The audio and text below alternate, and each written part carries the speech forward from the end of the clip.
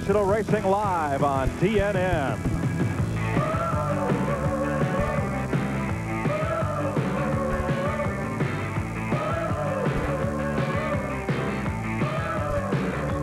Middle of the road, he's trying to find me.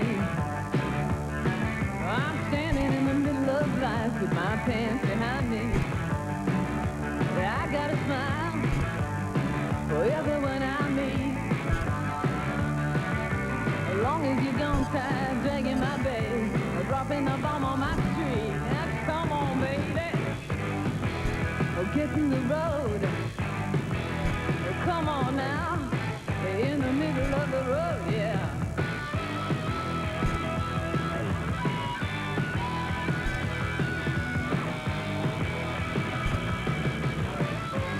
When the Busch cars come to Nazareth, don't be left in the middle of the road.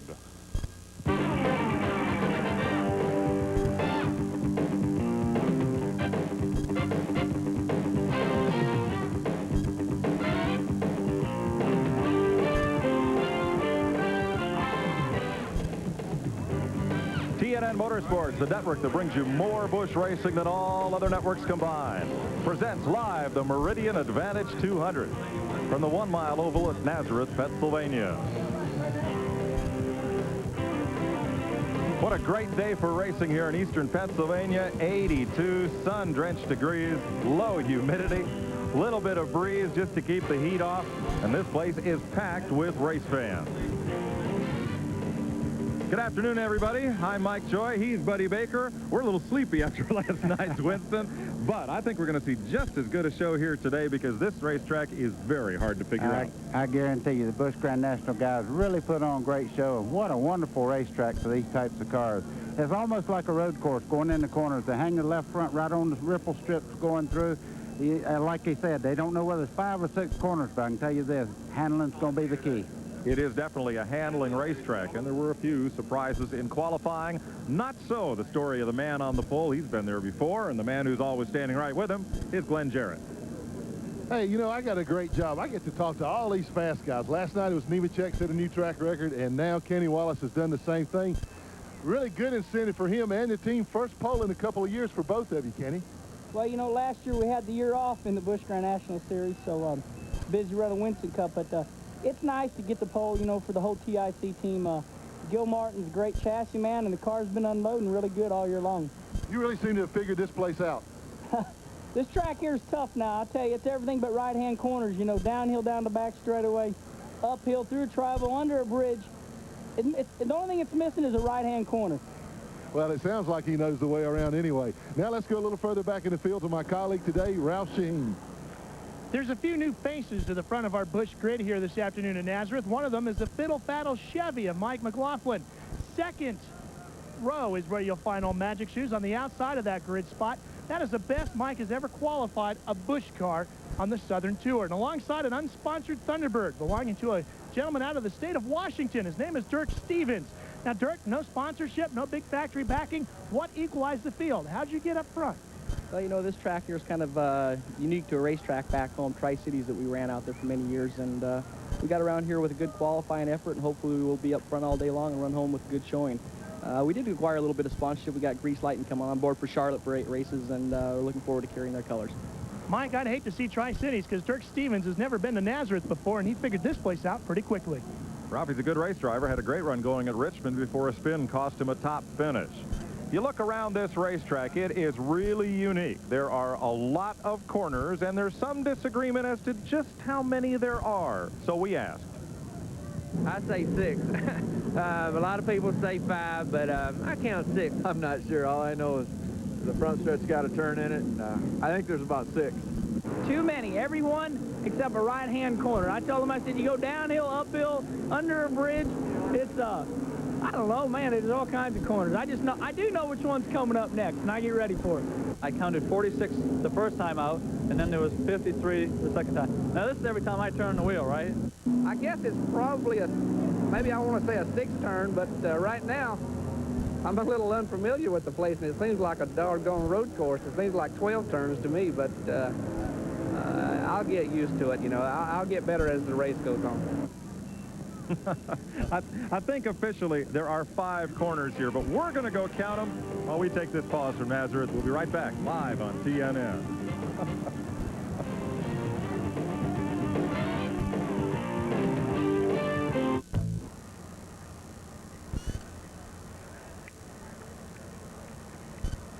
Welcome back to Nazareth, Pennsylvania. What a great day to have an auto race here, buddy. It seems like it'd be a nice day for the beach. Just about to fire engines here at Nazareth for the Meridian Advantage 200. Look at Mike McLaughlin's car. David Green up on the outside of the front row. And they're running and ready to roll.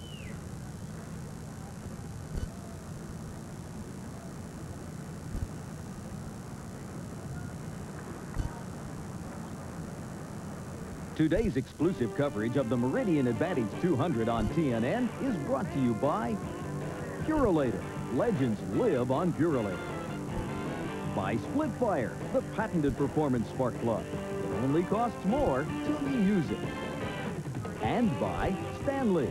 Since 1843, Stanley has been helping people do things right. Here's the starting grid for today's Meridian Advantage 200, brought to you by Sears Die Hard. On the pole, Kenny Wallace, 7th career pole, first of the season, and David Green on the front row looking for his 3rd career win. Dirk Stevens, his best starting spot ever, and the former modified champ, Mike McLaughlin. Row 3, Jason Keller, 5th top 10 qualifying effort, and Mike Wallace, who raced at Charlotte last night. Chad Little makes his first Nazareth start, and Jim Bound finished 5th at Bristol. Ricky Craven has 2 top 10 finishes here, and Hermie Sadler 2nd in the points. Doug Hevron, the former modified racer from New York, has a lot of fans here. And Bobby Dotter, who was 2nd at New Hampshire this year. Johnny Benson Jr., leading rookie contender in row 7 with Elton Sawyer, who finished 4th at Richmond. Randy LaJoy, rookie of the year in '83, and Tim Fedewa, who finished 7th here last year. Robert Presley is the only former winner in the field. He won it last year. Tracy Leslie makes his 4th start here. Tommy Houston has a Busch record 190 top 10 finishes. Ronald Cooper makes his 3rd start here. Larry Pearson, 2-time champ of the division, and Dennis Setzer, top rookie 4 times this season. Kelly Moore is the highest qualified Busch Grand National North driver. And Dave Resendiz, who was 2nd here in 1990. In row 13, Stevie Reeves, the USAC champ from Speedway, Indiana, and Kevin LePage, the rookie from Vermont. Jeff Neal makes his 2nd Busch Series start, and Andy Santerre, last year's Rookie of the Year on the Busch North Series. Rodney Combs, the veteran from West Virginia, and Dale Williams, the 55-year-old Southwest Tour Rookie of the Year. Mike Stefanik, the former national modified champion, and Brian Ross, who's won a lot of modified tour races. In row 17, Dale Shaw has 7 Busch North wins. Randy Porter, the rookie from South Carolina. Tom Bowles, runner-up for Busch North Rookie of the Year last year. He's from Connecticut. And Martin Truex from Virginia. Tom Rosati, former Oxford 250 winner. He's from Massachusetts. And Robbie Crouch from Tampa, Florida, 2-time Busch North champ. Jeff Berry from Norwich, Connecticut. And Ken Wallace, no relation to the Racing Brothers, is from Pennsylvania. We'll be back with the green flag after this.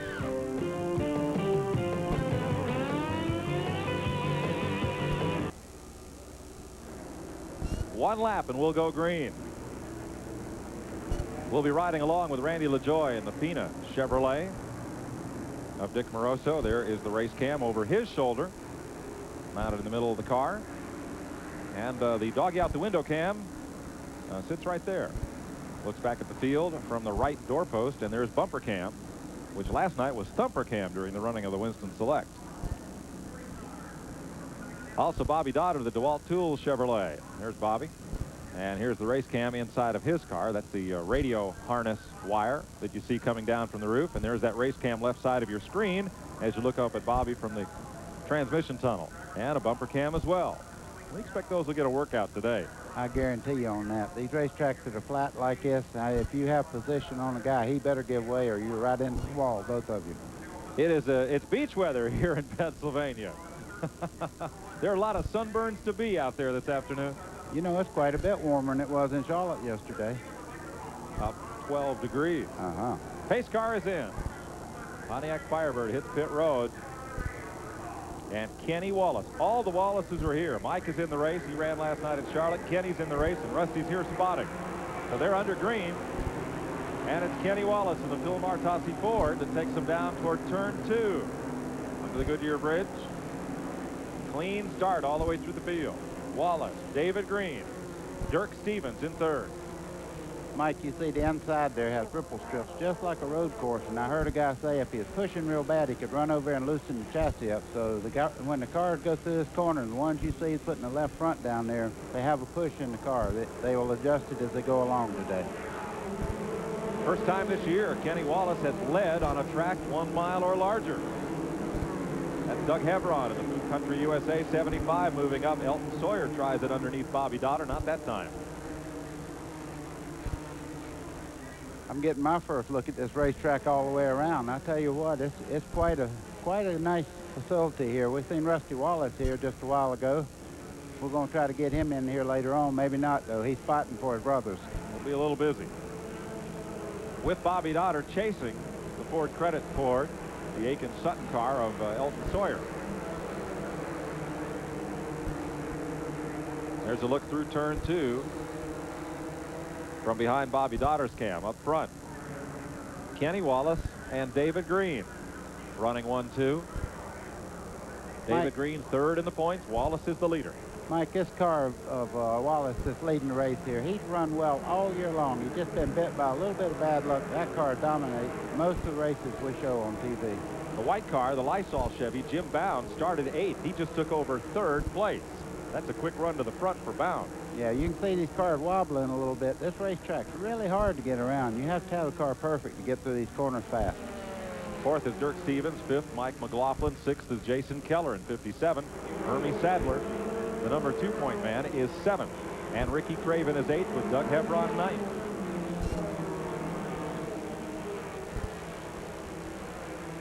Boy, Ricky Craven's car looks really strong. He's moving up on the front pack there. You see him coming in the frame. There's Craven. That blue number 2. And let's look a little further back. There's Elton Sawyer. Then comes Chad Little, whose car owner got some good news. Mark Rippon owns Chad Little's car, the Bayer car, just in front of Dotter. And Mark Rippon got picked up by the Cleveland Browns.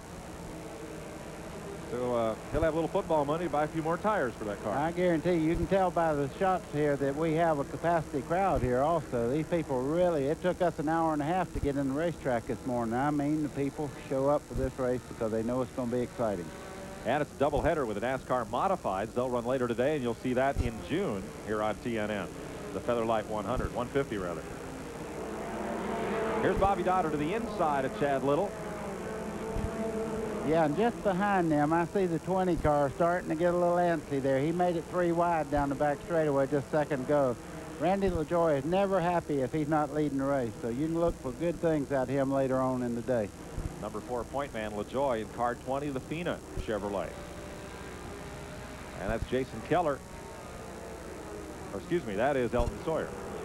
Now here's Tracy Leslie getting underneath Chad Little, and here comes LaJoy in the blue car. He will make it 3 deep too. They said in the drivers meeting this morning, they said you all saw the Winston Select last night. Let's not have a race like that, Ray Hill told them. No, and I also heard him say, thank goodness for point standings where people use a little judgment when it's time to go.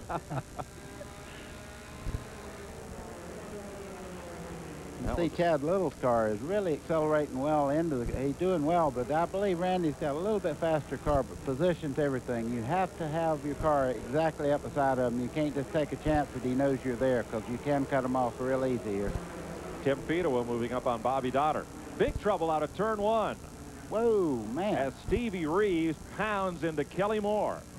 And for the second race in a row, Moore in 47, the Jordan Lumber car, is involved in a big accident early. He got in a big tangle at New Hampshire. There's a third car involved, just making the turnaround, and I believe that was Mike Stefanik, car number 14. Stevie Reeves. I was just out of turn 1 there where the cars are trying to sweep out towards the wall, and I bet when we see it on the replay that they kind of got together coming out of that corner. Now there is the exit of turn number 1 where Reeves' car is parked, former USAC midget champ. Mike Stefanik also involved.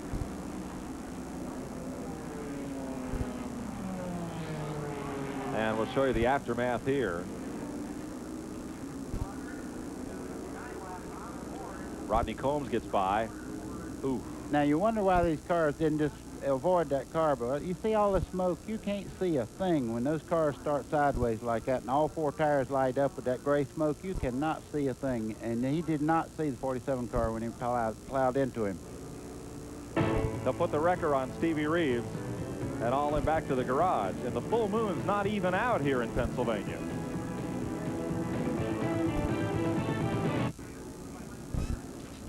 Welcome back to Nazareth, Pennsylvania.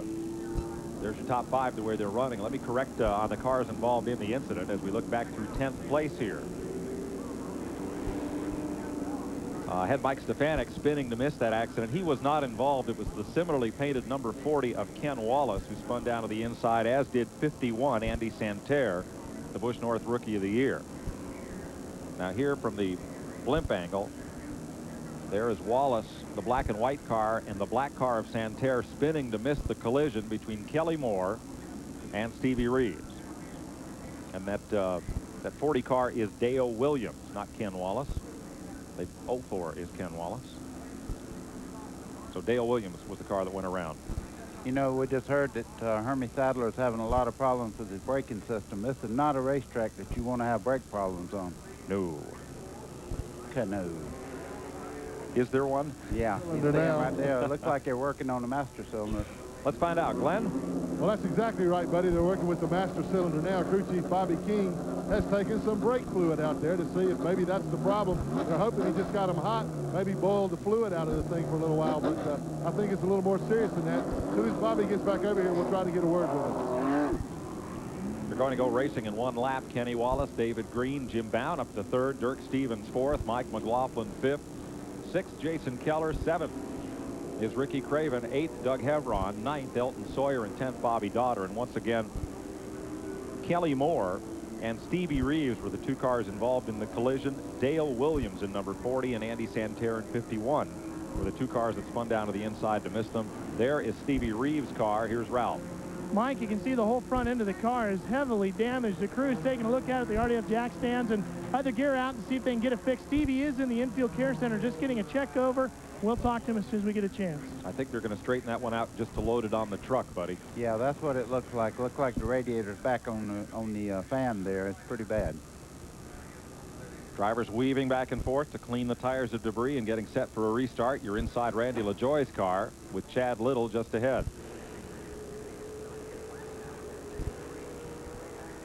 Kenny Wallace leads the field as the pace car comes in off turn 5. Yes, 5 on this 1 mile oval. You know, you see David Green sitting there in 2nd place. He's ready for a Winston Cup ride. He has the patience and has the ability. Look at LaJoie. Did you say patience? You picked the wrong time to say patience. I didn't say anything about Randy LaJoie. He has very little patience. He wants to get up front. David Green has a look low on Kenny Wallace, but not this time. Jim Bound may be the fastest car on the racetrack. He moved from 8th to 3rd in the opening laps. Well, as I said, he had a lot of patience. He goes into the lead. That's what I know about this stuff right now. David Green puts Bobby Labonte's Slim Jim Chevy up front. Number 3-point man, 88 points out of the lead, which is held right now by Kenny Wallace.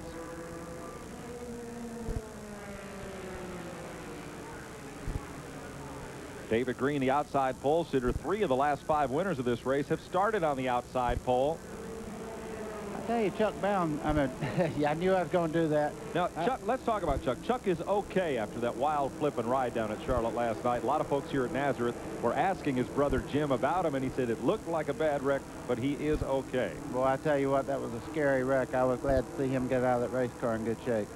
Stevie Reeves just had a scary one at turn 1. Ralph is with him. Stevie, give me a driver's perspective of what happened.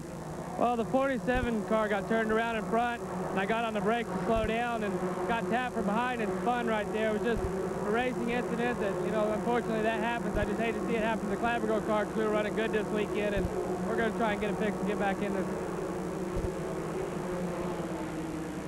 Stevie Reeves, disappointed but ready to get back out there and chase the Busch points. One of the Rookie of the Year candidates. Ricky Craven moves underneath Jason Keller in the Budget Gourmet Chevy and puts the DuPont colors up a spot. They've got a lot of corporate people here, not too far from Wilmington, Delaware. Yeah, that racetrack looks like it's all cambered. We're so used to looking at the high banks, but I'll tell you what, when you're really trying to set a car up, a place like this is a challenge to the crew and the driver and everything else. And these guys have done a great job of setting these cars up. You don't see a lot of sliding and knocking around. They're really making smooth passes. These guys are really good race car drivers. No question about that. The marathon man in the field today is Mike Wallace. He ran in the Winston Open last night at Charlotte and is here today in Barry Owens' FTP Brakes car. Yeah, he said he hit the wall 5 times, but he never made any contact. Okay. Randy LaJoie still chasing Chad Little as you ride along. What's that feel like when the back end of that car starts to dance like that at that speed? Well, when you look in the mirror and see that car swing over to the inside, you wonder how close he is up when you start to go in, because the fast way through these corners is right on the bottom and let the car sweep out. So you got to keep your eye on the mirror a little bit. You got to run the mirror and also look where you're going at the same time. So it's a very tricky racetrack. If you think a car's up beside of you, you're not sure, and you pull over and you touch, you could take your arm and just push the car around if you were up beside a guy. That's how light they are going through these corners. That close to the edge of control. There's that battle.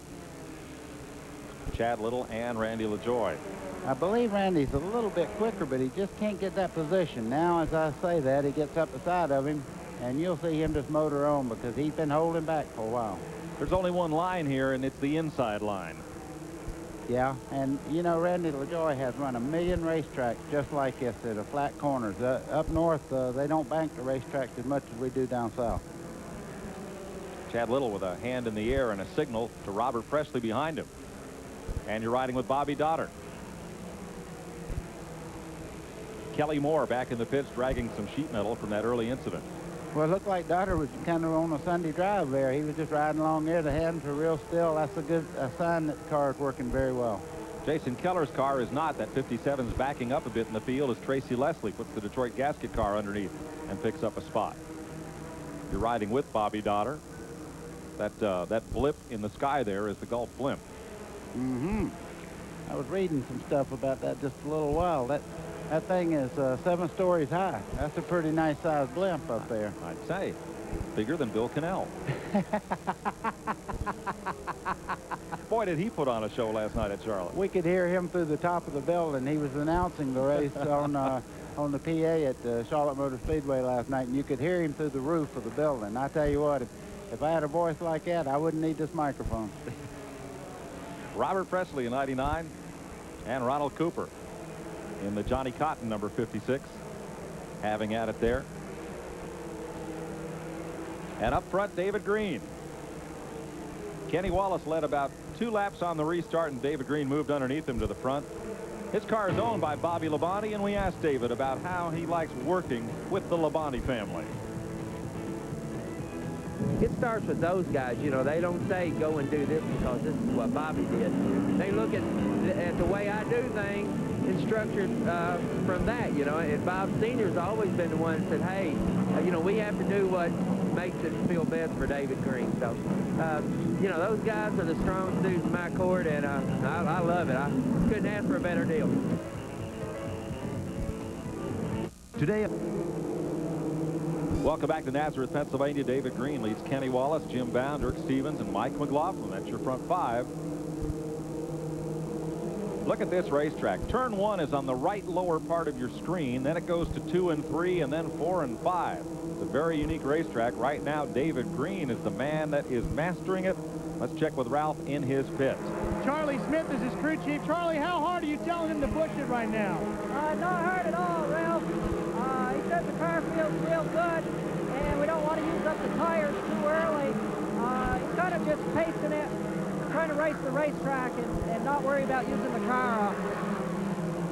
One thing about David Green, he's got a lot of experience on both sides of pit wall. He does that, you know. He was driving for a while, and I guess got moved out of a ride, and he started crew chiefing for Bobby Labonte, and he crew chiefed for a year, and they put him in the car when Bobby moved up to Winston Cup, and he has done one whale of a job, but he does know the chassis, and that's the key thing for a driver anymore.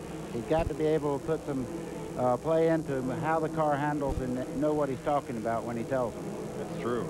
They just lapped past Andy Santerre, the Rookie of the Year in the Busch North Circuit, who's driving for Mike and Harry Gricci. The H&H Motorsports car today. Wheels Discount Auto Supply. And Robbie Crouch has dropped off the pace. He's in the Don Ling Auto Palace Pontiac. The Tampa Tornado, they called Robbie Crouch. Won some championships up north, but had a tough time of it today. David Green, Kenny Wallace, and Jim Bound are the front three, and they're pretty tied tightly together. Jim Bound's not letting him go anywhere. He's sitting right on Wallace's back bumper there. I tell you, he may have as fast a car as the lead car, but he just cannot get by Wallace at this moment. Nor, buddy, is there really any pressure to? No, not right now. Right now, they're probably talking to the crew chief. If we come in, if we have a yellow, we need to do this, we need to do that. And as long as you keep them in sight, you got a chance to win when it comes down to the end. Long way to go here, and they talked about conserving tires in David Green's pit. I believe the rule today is 4 tires total under caution for the race. One set. You can change all you want under green, but you're only allowed 1 set under caution. So you have to be a little conservative in the early going here. Well, when we say conservative, what you don't want to do is drive down in the corner and smoke the tires and maybe get a blister on one of the tires or something, because you don't have the option to change that many times during the race. Mike Wallace in the Barry Owen number 9 flew up here last night from Charlotte after running in the Winston Open. We probably followed him up here. I tell you what, it was early this morning when we got here. We had such a headwind coming up here. I think we flew backwards to Nashville trying to go forwards to Pennsylvania. Had to be. Tommy Houston on the move. Right there with Mike Wallace and Dave Resendiz in the Lipton Teapot right behind. And Kevin LePage. Yeah, and the teddy bear car is on the hump again. He's running really well. There's Resendiz and LePage. 2 Northerners who took different routes to the Busch Series. Resendiz came through the modifieds and LePage through the American Canadian Tour, or ACT. Late model cars, similar to the Busch machines. Well, LePage is trying everything. He went to the outside to try to go by, and they got over in front of him there. He swung to the inside. He's just going to have to be patient right now, because it'll all come to him. These racing cars will give up as they go. Back at the front of the field, David Green, Kenny Wallace, Jim Bound, and Dirk Stevens is right there. Now, there's a fella came out of the West Coast, had a super run at Richmond. Then they went to Martinsville, lost their only motor in qualifying, did a bit of regrouping, but boy, here at this racetrack, Dirk Stevens is right in the hunt. I think at the end of the day, somebody will wish they had sponsored that number 15 car. Yeah, he needs a sponsor. I tell you, he's up there anytime he gets in the race. He's a tough thing to deal with. Running fourth with Mike McLaughlin, the Fiddle Faddle Hyde Tool Chevy, in fifth. Green started to get a little advantage here, buddy. Yeah, well, they're going through traffic right now. If you catch a break, you can go right on by. Hermie Sadler, the Virginia's for Lovers Chevy, gives up a spot to Tommy Houston, and he's about to lose one to Dave Resendiz. Glenn, how's Hermie's car? Well, Mike, he's still experiencing brake problems. We don't know what the problem is yet. They just didn't have enough time to look at the thing and try to diagnose it. He ran pretty well there on the restart, but after he got the brakes hot, after about 5-10 laps, it really went to pot on him, and he's falling back. Over a lap down now, he's really got a problem. 63 points behind Kenny Wallace. Now he's way off the pace as Jason Keller rolls past. He's had some tough luck of late. Mike, you see how wide he's running on the racetrack. That's to give everybody room on the inside, because he is having trouble. He's a nice young man. He's not creating any problems for anybody. He moved out on the wide side of the racetrack and let him go on the inside. No, he's one of the Pointer sisters right now. He's just rolling around to pile up some points and get what he can get. Yeah, you got it. David Green.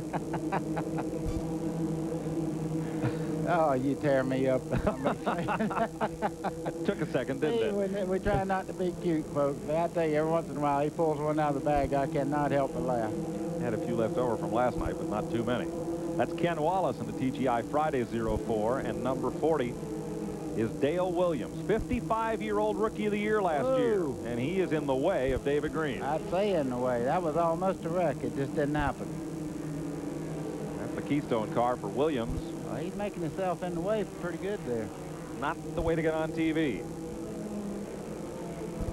Now, let's see. You're 53. Could you imagine, no, seriously, could you imagine in 2 years picking up a professional sport and say, well, I'm going to go run for Rookie of the Year?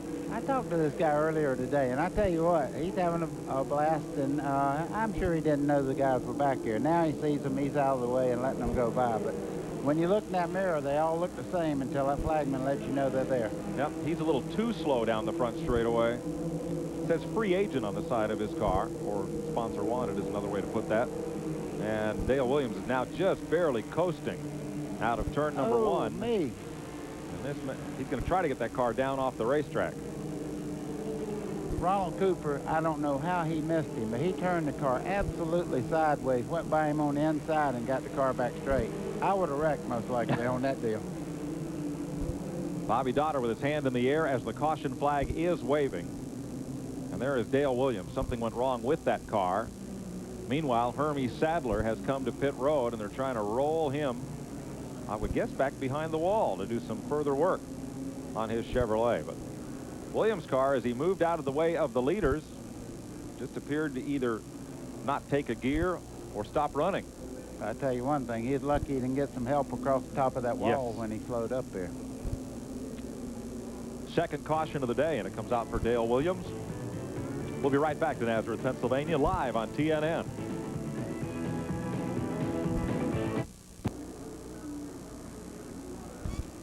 Meridian Advantage 200 on TNN is brought to you by smooth Busch beer and easy drinking Busch Light.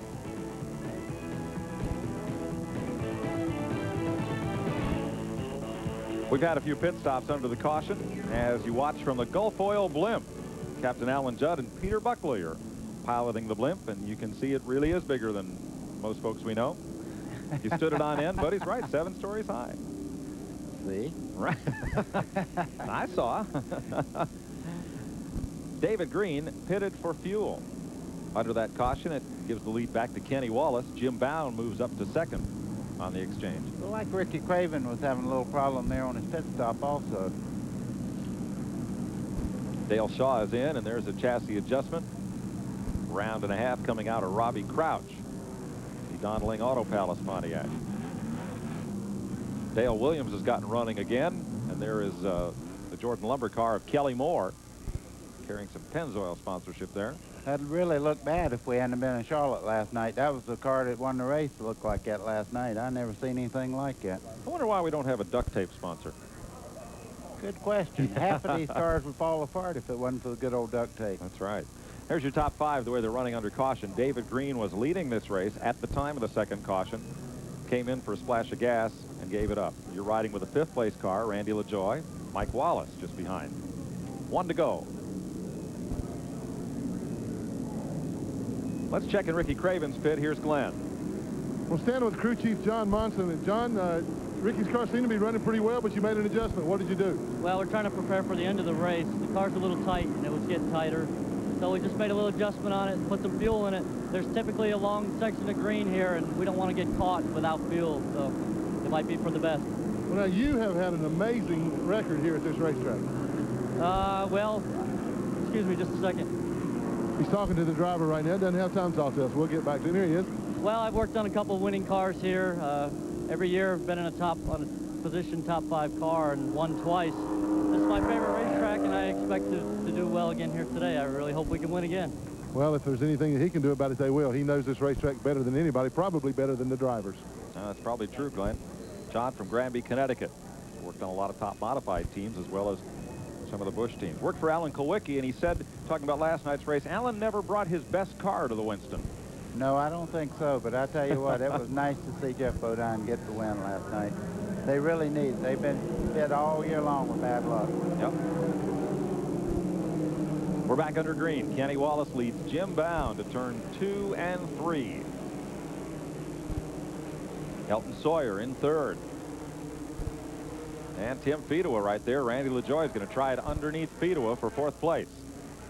I think Randy LaJoy's passed more cars on the inside going through that one corner than any race car here today. He's got that figured out. Yep. He picks up a spot like that every restart, it seems.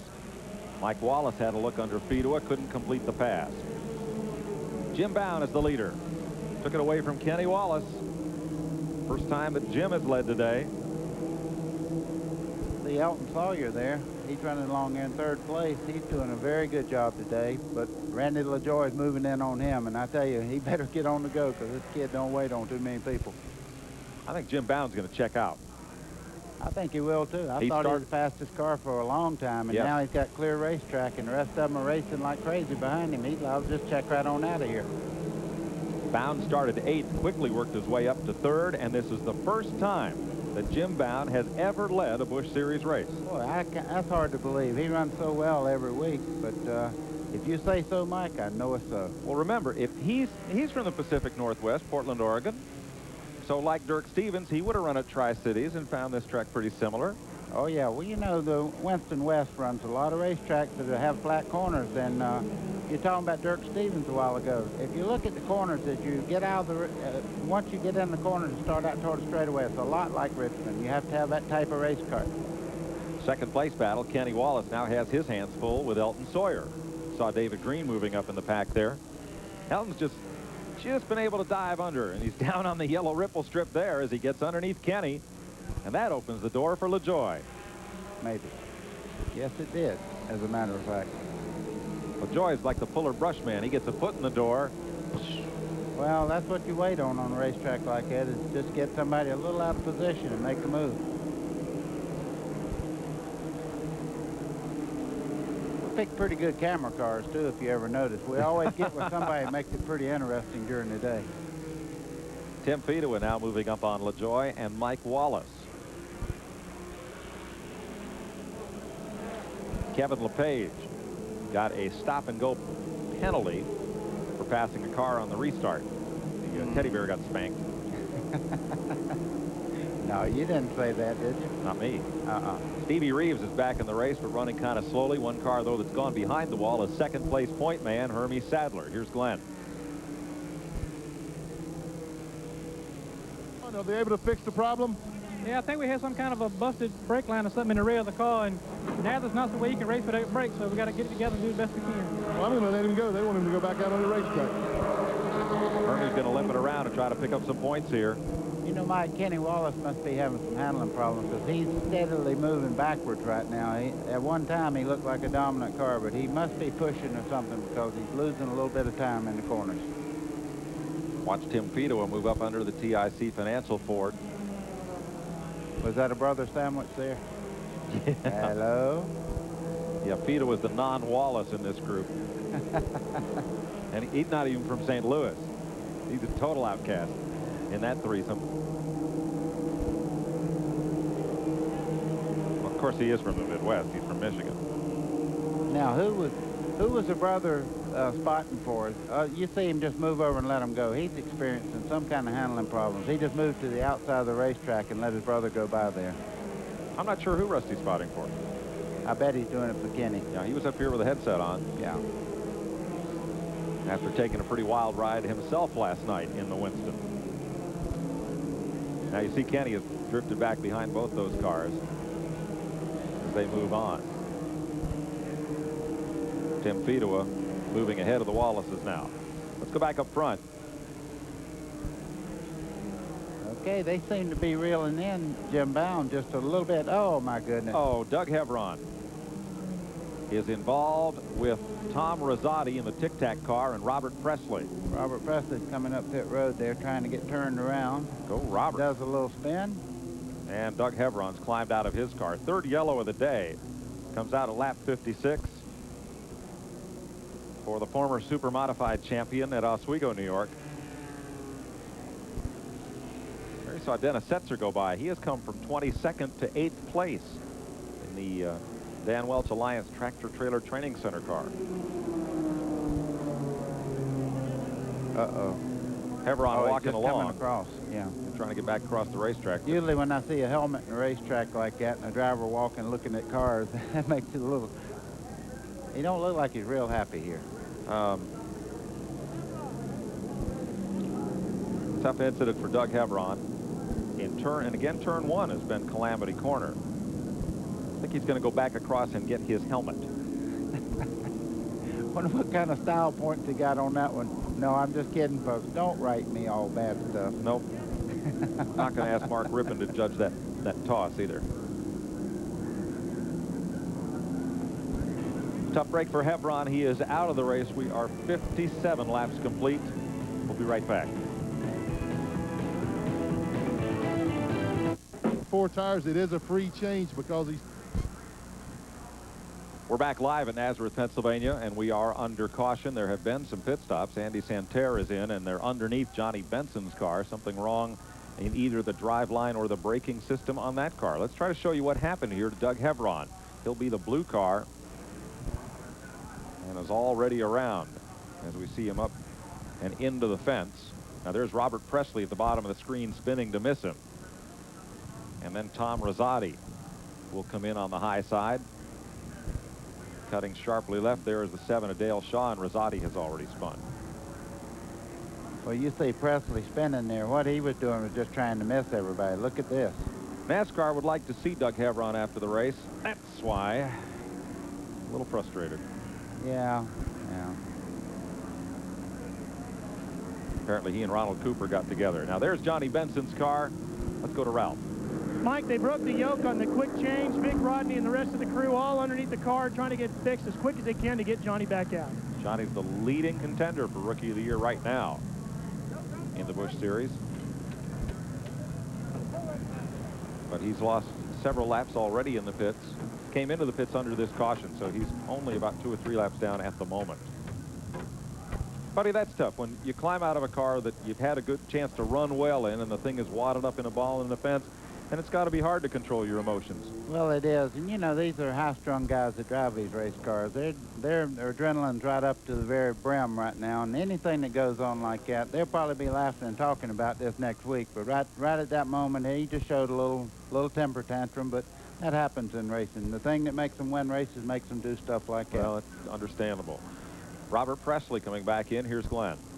Well, Mike, that may have been a blessing in disguise for Robert. He got involved in that spin. We saw him spin it and turn it around on pit road. But NASCAR allowed him a free 4-tire change because he did completely spin the car. He has 4 fresh Hoosiers on right now, and he has 4 more that he can put on under caution the rest of the day. So we've seen this in weeks past in Busch Grand National Racing. That may be a deciding factor in this race later on. There did not appear to be any more damage to the car. Presley clearly had to spin to miss Hebron. NASCAR officials ruled that as the car spun to avoid contact and flat-spotted the tires, as Glenn pointed out, they could change those 4 flat-spotted tires without penalty and without it costing against their tire allotment of 4 that they could change during the race under a normal caution period if they had not had any trouble. So that certainly worked to Hermie Sadler's advantage at Rougemont, and may work to Presley's advantage here. Charlie Henderson's car, driven by Doug Hebron, goes off on the rollback, and we'll go off to commercial. Today's exclusive coverage of the Meridian Advantage 200 on TNN is brought to you by Napa. We keep America running.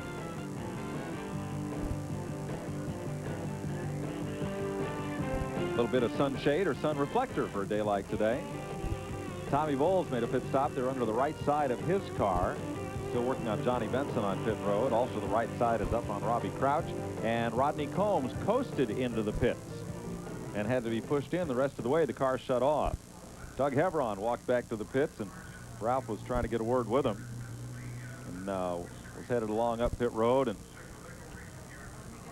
stopped for consultation with his crew.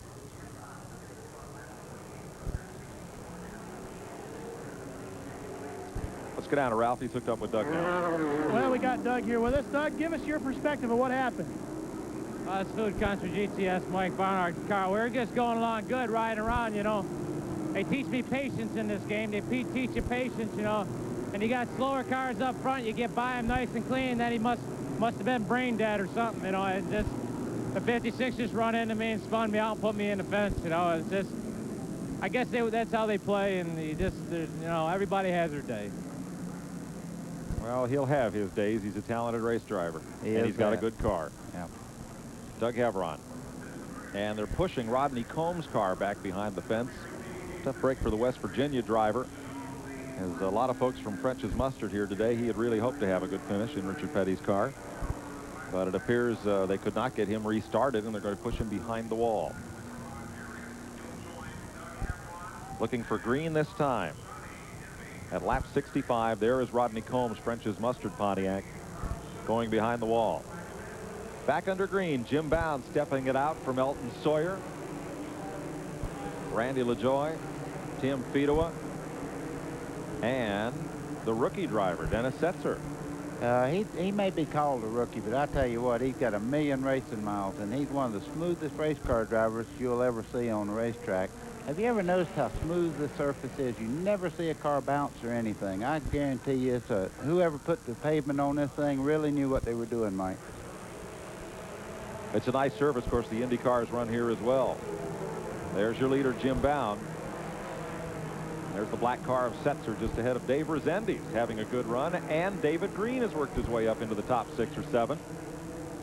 We saw Dennis Setzer come to prominence in his own Ford at Charlotte in that Sportsman division. Had some wins and some really good runs on that he Speedway. come very close to winning Rougemont also. He's just a very talented race car driver.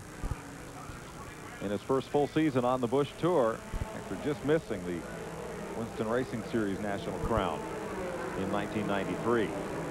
There's Setzer behind Tim Fedowa's 55. And Dave Rezendes. It's probably the best race Rezendes has had in a year or so in the Lipton 79. Battle for the lead. Elton Sawyer wants it. And the Brad Akins and Bob Sutton, number 38. See Randy trying a whole bunch of different ways, trying to find the faster way around the racetrack. He went in low the last corner, then he went in high. He's not gaining a whole bunch. I tell you, Jim Bound's doing a great job right at the moment.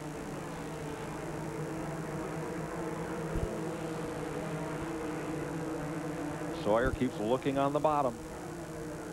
Looking underneath that Lysol Chevy, the Hensley racing machine. Oh, trouble. Oh, and the Johnny Cotton car is wadded up. It's dirty laundry now. Yeah, there was one just went by the camera there that was in trouble a whole bunch, too. 69 laps complete. That's Ronald Cooper in the Johnny Cotton car. He appears to have the most damage. Now, Jason Keller's car looks like it came out of the same shop. That looks like something out of a horror film right there. There's Keller. I imagine it drives just like it looks, too. Yeah, I think you're right. Caution comes out for the 4th time today. This is starting to look a little like the Winston. Well, yeah, it is, as a matter of fact. Except these cars are only getting messed up on one side, like the whole front. I believe if I had that much damage, though, I'd just stop right there and let the wrecker take me in. He's dragging off more than they'll be able to replace in 2 weeks right there. Well, Keller's going to come to pit lane. And behind the wall went Ronald Cooper.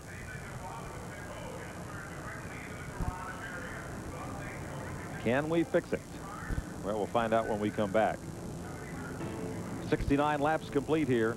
Jim Bound leading, and the action unfolding behind him. We'll be right back.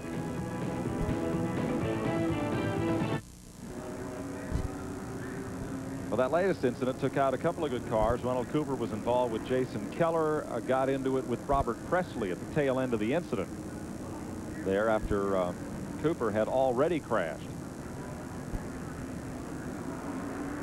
Making pit stops as they clean it up. Dale Shaw, Elton Sawyer has been in. Ken Wallace from Pennsylvania has made a stop as well.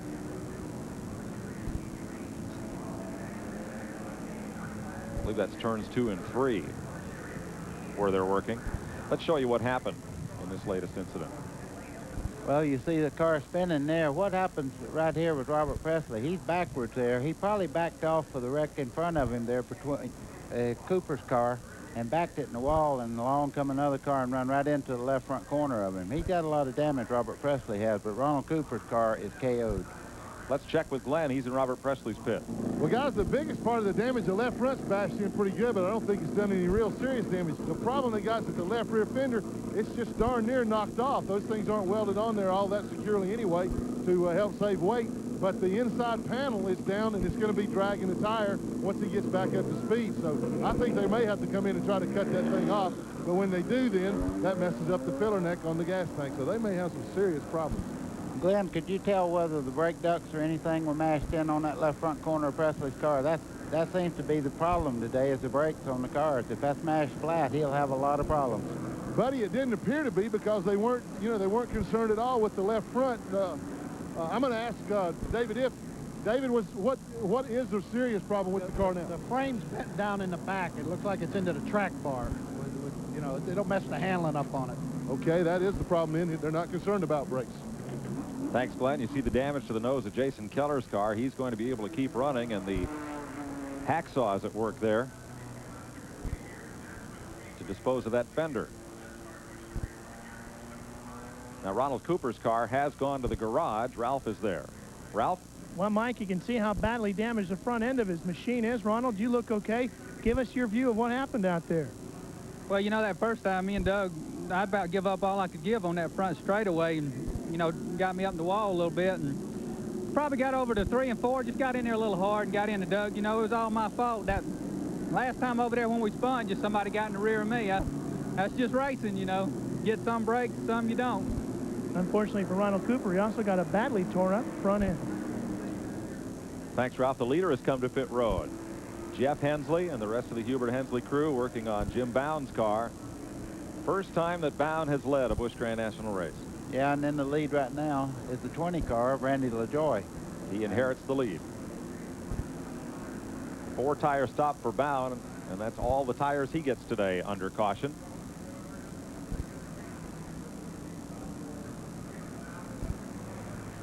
.73 laps complete. Tim Fedewa in second. And let's show you how they were running just before the caution flag. Napa, we keep America running, brings you this update. Here's the way they were just before the caution. There's the rest of the top 10. Good run for Dave Rezendes. David Green working his way back up through. In 8th, Brian Ross, the modified driver. Ronald Cooper was in 13th position at the time of the crash. And there's the rest of the top 20. And on back through the rest of the field. Wallace brothers running nose to tail. Kenny's drifted way back in the field. And Jason Keller, who was involved in the incident. Stevie Reeves is back on the racetrack now. And, of course, out of the race, several cars from Doug Hevron, Tommy Rosati involved in earlier incidents. 74 complete.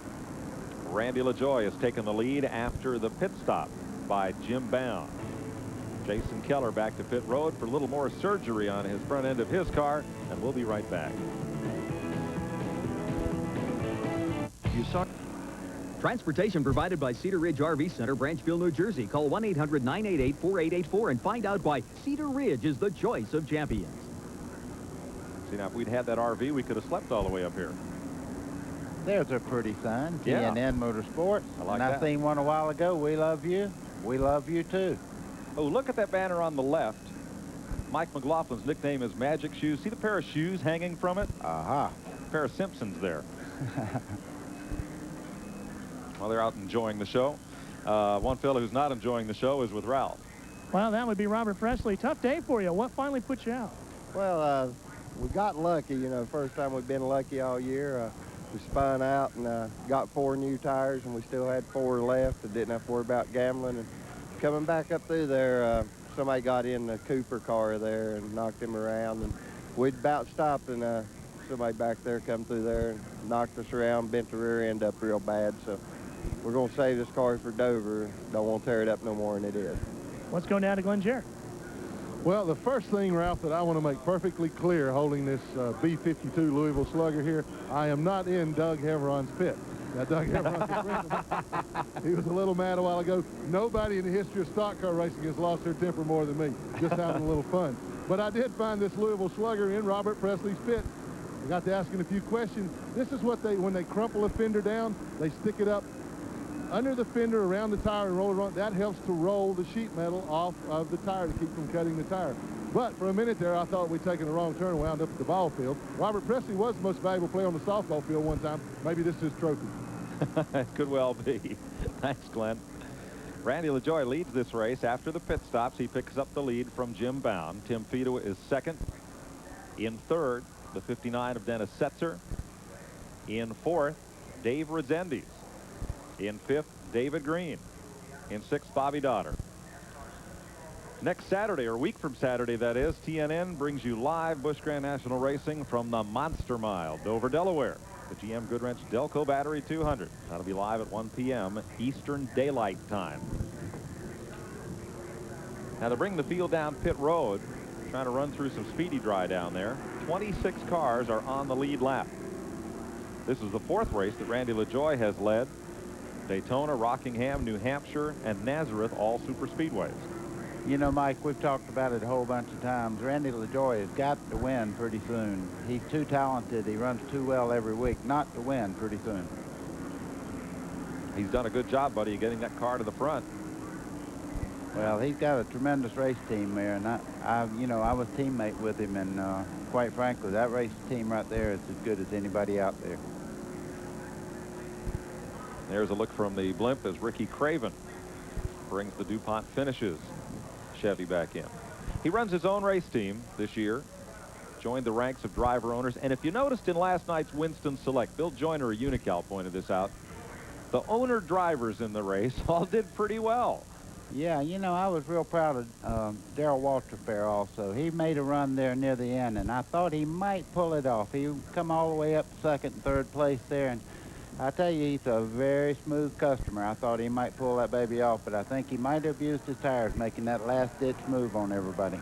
And the other fellow who did was Ricky Rudd, who owns his own race car. How many times did Ricky back out of a situation that could have destroyed the car? He came home with a good finish. And, of course, Jeff Bodine won the race. He is also an owner driver. I tell you, when you start reaching for that leather in your back pocket back here and pulling them $100 bills out, you get a lot smarter. A couple of races ago, we gave you the story of Kevin Meismer. His name is on the deck lid of Kenny Wallace's car, and a number of folks have called TNN asking for the number where they can call and be tested as a potential bone marrow donor. Kevin needs a bone marrow transplant. This is not a number for donations, but to call and check to see if you might be a compatible donor.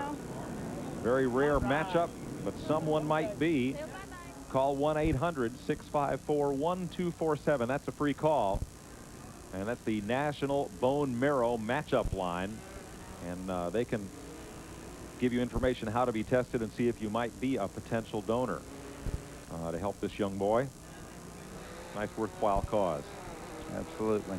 Well, here we go. You've seen him shift up in the third, now back in the high, going in the number one corner here.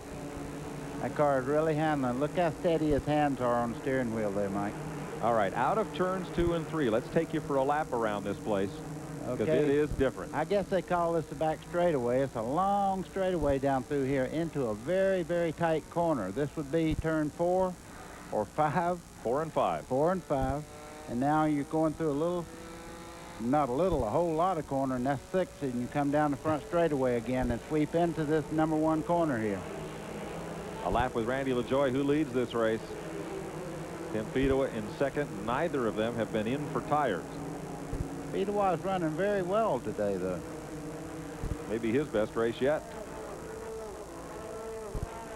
At New Hampshire, he was running in 6th when he lost the left front tire. Had to pit under green and lose a lap. Thought he had a top 5 car there. Tim's car owner, Diane DeWitt, has a birthday today. You see Rezendes moving up there, struggling to get in the third spot. He didn't quite pull it off, but he's hooked up very well today, too. He's in 4th spot now. He's doing everything he can to take that 3rd spot away. And you're riding with Bobby Dotter in the DeWalt Tools Chevy, DeWalt Tools Harbor Freight. And there is just ahead David Green. That's Robbie Crouch limping down to pit road. There's that battle. Yeah, that generally means there's quite a bit of problems with the car when you come in that close after a caution flag. He's probably experiencing some troubles like a brake problem or either the engine or something like that. Into turn 2 and out of 3 to the back straightaway.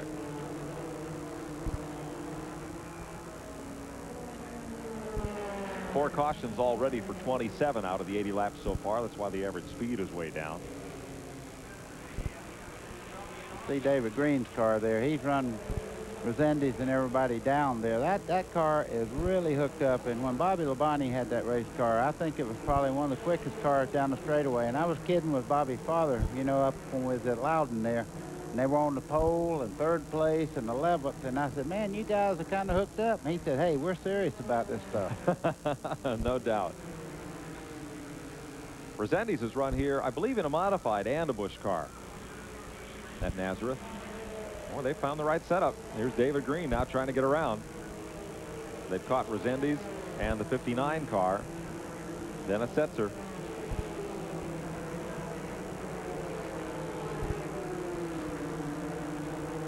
Larry Pearson on pit road under Green. Now let's fade back to that next pack. Mike Wallace moving to the inside. Yep, Kevin LePage in 71. And Kenny Wallace. Yep, Kenny's steady in there. He's not making a run at the lead right now. I think his car's got a push right here. It seems to run fairly decent in the corner, but he don't come off well. Randy Porter in 35. The Cincinnati Millicron car of Mike Laughlin at the head of that pack, the white car. LePage tries a move. Woo. No. That's check and checkmate. And now Mike Wallace wants the bottom on Porter. He has the room. Tracy Leslie's the next car ahead. Well, that opened the door. They'll probably all three get by. Well, I don't know. I don't think Kenny will get by, but the other 2 cars made it pretty easy there. Once you make this position, it's better to give and take a little bit on this racetrack than to hook somebody. Oh, Jim Bound has cut down a tire. Right front? Right front. No, he's done more than that. He's collected the wall also. Cut down a bit of the concrete. Well, he makes it down to the inside. Ooh. Boy, he had a lot of race car here. I hate to see that happen to him. Led the race. And he's going to limp it on in. We will stay green. Well, there's your strongest candidate for the Goodies Headache Award. Oh, I say. Coming in the pits now. That's such a shame, you know. It looks like he might have had contact or something there and put him in the wall. Larry Pearson completes a long pit stop under Green and goes back on the racetrack in the Stanley Tools car. And Jim Bound's going to keep it out on the racetrack. Thought he might go to the garage. Let's see what repairs they can make to what's left underneath the right front of that car. I don't think he can't see the damage he has like we can. He could have went to the garage. Glenn's there. Glenn? I think you're right, buddy. He's got real serious damage. The right front tire looks to be, from my vantage point, looks to be knocked over about 8 to 10 inches. That's going to be something they're not going to be able to deal with on pit road. They are jacking the car up. They will go ahead and change the rear tire on the thing, but I don't even know if they can get the front tire off the thing right now. Crew Chief Jeff Hensley's looking up under it. I see a lot of smoke coming from it. I believe this problem may be terminal. He's pulling the NASCAR official over there right now. I imagine they're going to have to take it behind the wall. We'll update you later. I just seen a black flag Jason Keller. I think some of the parts from that earlier wreck beginning to drag the racetrack a little bit. Larry Pearson back in the pits. Also, Jeff Neal has the right side up, and they're underneath his car. Looking at Tim Fedewa, the second-year driver from Holt, Michigan. And again, a car that needs a major sponsor. Race Scan and ProCal helping them out here. I think Tim Fedewa might be just a little quicker than LaJoy. He can't get by him, but he has run up on him 3 or 4 times, dropped back and run back up several times there. That car is really hooked up well. He's in second place, looking for his first top 5 finish of the season. Last year, he was the highest finishing rookie in the race, winding up 7th. We'll be right back. The city way. The cowboy way. Ow! Howdy. You ready? You're watching the pit stop on Randy LaJoy's car as we are under caution for the 5th time today. A piece of debris, a large piece of fender or quarter panel off one of the cars out in the racing groove has brought out the caution at lap 94. That completes the leader's stop. And there it is.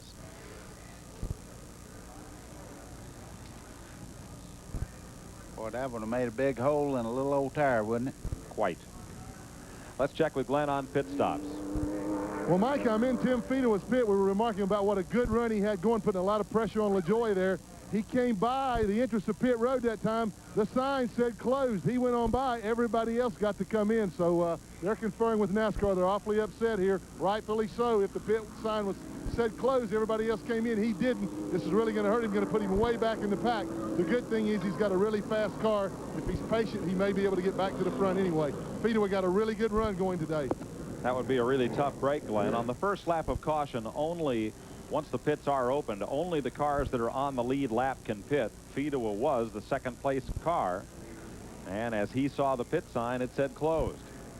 So he gets his 4 tires for the day. That's all they're allowed to change under the caution without penalty, as did most of the other drivers. Now let's go check behind pit wall. Here's Ralph.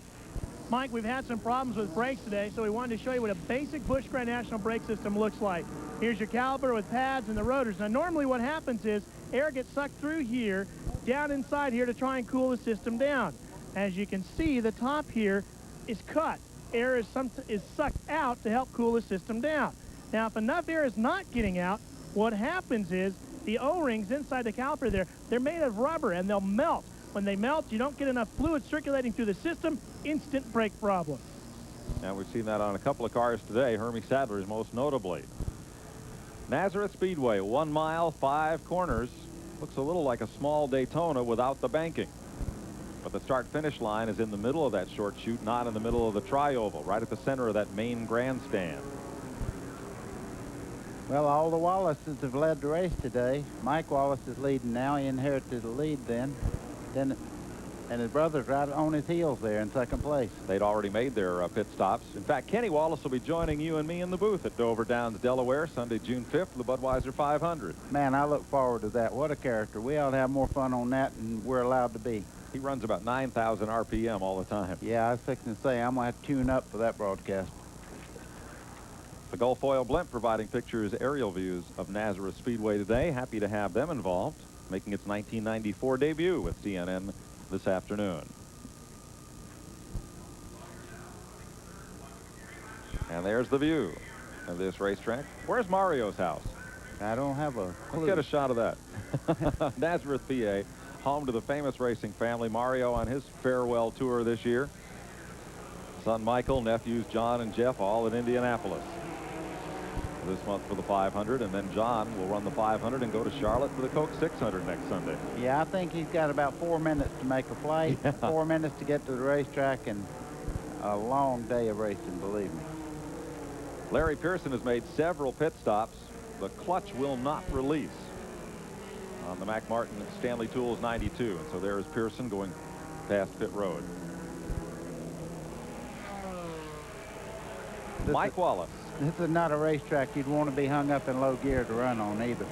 These guys are flying around this racetrack. Ooh, I hope he knows he's here. Bobby Dotter inside of Mike McLaughlin. Ooh. Oop. It's a game inches, folks. You can see that. Sometimes quarter inches. Yes, indeed. Right on that left rear quarter and just on the right rear quarter, there's the only blind spots that you really have in a race car. And if the guy's up there and you don't see him and you cut across, it's pretty much done. And you turn them right around. Happened a few times last night. Chad Little, number 23. 1,100 people from Sterling Drug, the parent of Bear Aspirin, here to watch Chad Little run today. Well, they got a good guy there. I tell you, he's a tremendous race talent. I think he's just waiting on a chance to get in the Western Cup also. Battle for second place, Elton Sawyer, Kenny Wallace. Elton's had a good run. Elton's car is really working well. I think he's a little bit faster than Kenny right at the moment, but like you say, you have to be in that position to make it count. That's second place. They'll head down toward turn number 3. Excuse me, 4 and 5. Oh, big trouble. Kevin LePage is the car that is stopped as everybody finds their way by. Caution is out. One car trailing a lot of smoke a little further down. Now that is at the midpoint of the back straightaway. 6th caution of the day, lap 102. And there's the 7 car of Dale Shaw, and involved, Dennis Setzer was the car trailing all the smoke. Involved there with Kevin LePage. We'll be right back.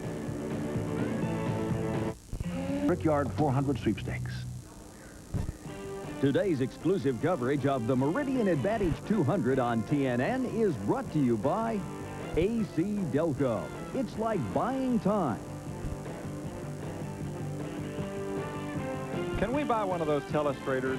You know those things that John Madden used to diagram all the plays, who went where, who bounced off the wall, who got in front of who? I think we're going to need one, buddy. I'd probably stick myself in the neck with it. I get too excited up here. I don't need anything that pokes.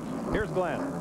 Well, Mike, Dennis Setzer has brought the 59 Alliance Chevrolet in. This thing looks like a 6-foot wide car that went through a 5-foot wide hole. It's got damage to both the right front and the left front fender. Primary damage is the right front fender. You can see them working on the car there. They have not changed the tires yet. They're just concerned about pulling that sheet metal off the tire. All that smoke we saw was coming from that right front tire where that fender was rubbing it. Let's go to Ralph. Glenn, they've brought Kevin LePage's car in as well, and they're going to work on the right side of it. They've changed right side tires, and they're trying to pull the bodywork away and make sure that everything is okay underneath the bodywork on the right side of the car. They're taking a good look up underneath, making sure that those brake ducts are clear, and then they'll turn them back out. All right, you're going to hate this, but they don't fix that car with sheet metal and duct tape. They use stuffing, a needle, and thread. Uh-oh. No, you didn't say that, I know. You know, that's one thing, though. They just made a pit stop and got behind everybody. Track position on a racetrack like it is so important not to get back there with the lap cars. Let's show you what happened. Oh, somebody checked up. Woo. And they got caught up. Like Dennis Setzer might have got tapped in the back by LePage there, and then triggered the whole deal. Looked like there was a bit of smoke ahead of them. Everybody had they kind of checked up in front of them? You see right here, they hit right here, just touched him right there, turned him right around. The car in front of him checked up, and Setzer hit the brakes. Yeah. I got them together. That's what happened. Yeah, the yellow car, which I think was Bobby Dotter, got on the brakes for somebody loose in front of him, and it was just an accordion effect. Yeah, just like on the freeway. If you're the 14th car in line, you can't miss them. Yes, the last guy in, what happened? He says, I don't know. Ask those guys up front. They started it. Nice little breeze here at Nazareth, so the folks don't get too sunburned. Want to bet? Want to bet. It's a beautiful day out there. It's about 84 degrees right now. Couldn't be nicer, as they'll get green this time by. Here's your Stanley mid-race recap, brought to you by Stanley Tools in New Britain, Connecticut, a 150-year-old company with tools to help improve the value of your most important asset, your home. 6 liters, 6 lead changes, the average speed. Not too fast, because we've had 5 cautions for 33 laps, make that now 6 caution flags. But we're back to green with Kenny Wallace up front. The 40 car of Dale Williams tail end of the lead lap, but Kenny Wallace is your race leader. Now, you saw a little earlier, Kenny, after making his pit stop, was running back in 24th, 25th position. And like you say, buddy, that's the other side of the track position deal. He'd already gotten his tires, and he didn't get up there and mix it up with all those fellas that he knew would have to come in and change tires. Well, he's got a lot of pressure on him right now from Sawyer, but he's got a clear racetrack. Once he gets by this lap car here, and you talk about somebody's going to go to work, he's going to have clear racetrack, and it'll take a real fast car to run him down. Dale Williams may need a mirror adjustment. This is the second time he's been in front of the race leader. I imagine there'll be a little passover flag when he comes by the front straightaway here. Woo, we got a few cars out of shape there getting off the corner. Rush hour. Number 73, Brian Ross, in the middle of that skirmish. The modified driver. There's Chad Little down to the bottom. Underneath Martin Truex, the Blunt Seafood car picks up a spot. And right behind them, that's Bobby Dotter you're riding with. Now, they call that the doggy cam. Why? Why do they call that the doggy No, cam? it's the dog out the side window. You know how your dog rides in the car with his tongue hanging out the side window? This is the under the bumper cam. Uh-huh. I think they have another name for it, Look but I at forget this. what We it have is. we have a battle for the lead right now. Elton Sawyer's got track position on him right now. I think he should make the pass going in the corner. Now, that's good, smart racing on Kenny Wallace's part.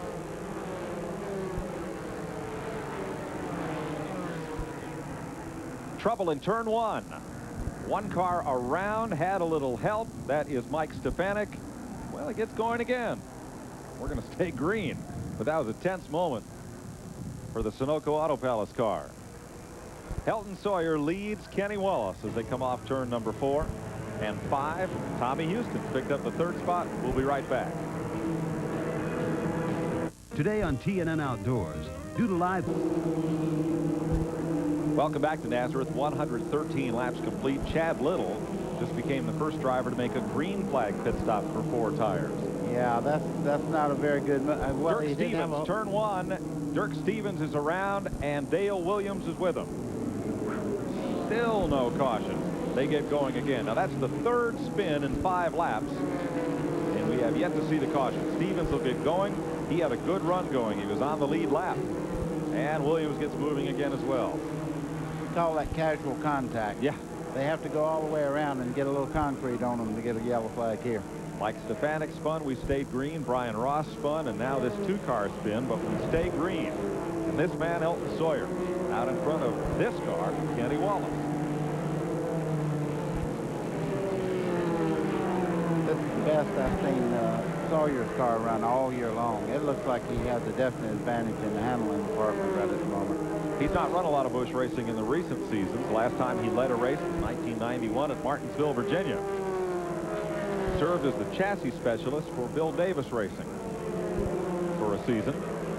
Now he's back behind the wheel. Mike Wallace moves up past Tim Fedowa. Remember, Fedowa miscued on when the pit lane would be open when he was running second, and ended up at the tail end of the lead lap cars. He's fighting his way back up through.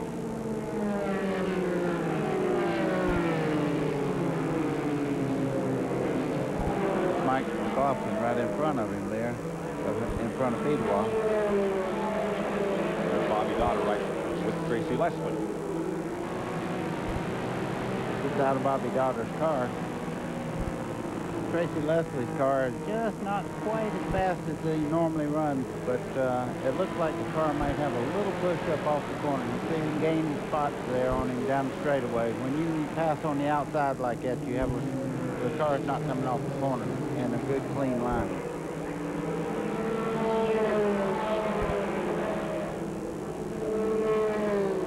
Saw Fedowa a minute ago. He worked his way back up to 8th place. This is the battle for 9th and 10th. And there's Tracy Leslie watching from Bobby Dotter's car. Leslie in 10th place. Boy, I'm telling you, there's not a car here that don't have a little bit of damage. You see Dotter's car there, it's all pushed down in the nose. He's been up under somebody about to the rear end housing on him. 119 laps down.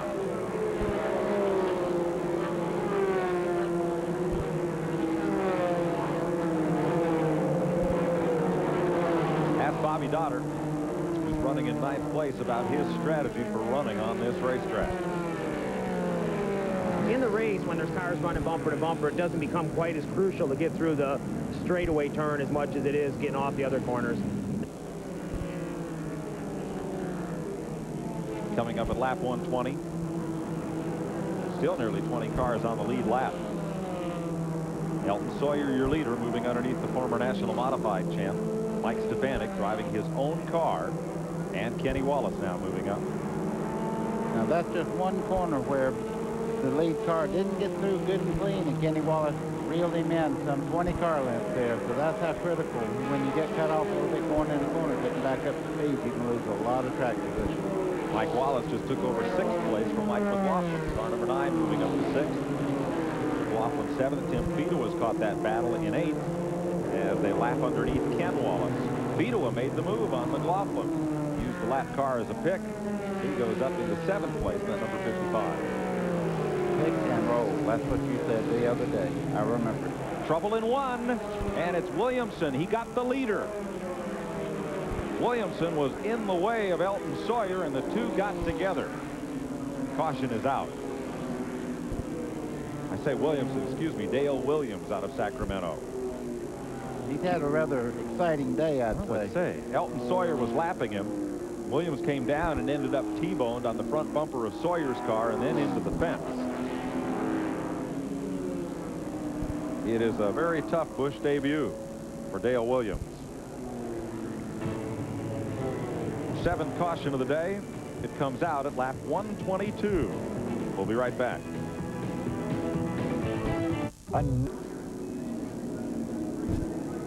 Back live in Nazareth, Pennsylvania. 7th caution of the day, lap 124. No damage to leader Elton Sawyer's car. He came in and got 4 tires. There is Dale Williams, the car that went around you. You see it said free agent on the side. We were trying to think of a good pun for that, and Glenn Jarrett had it.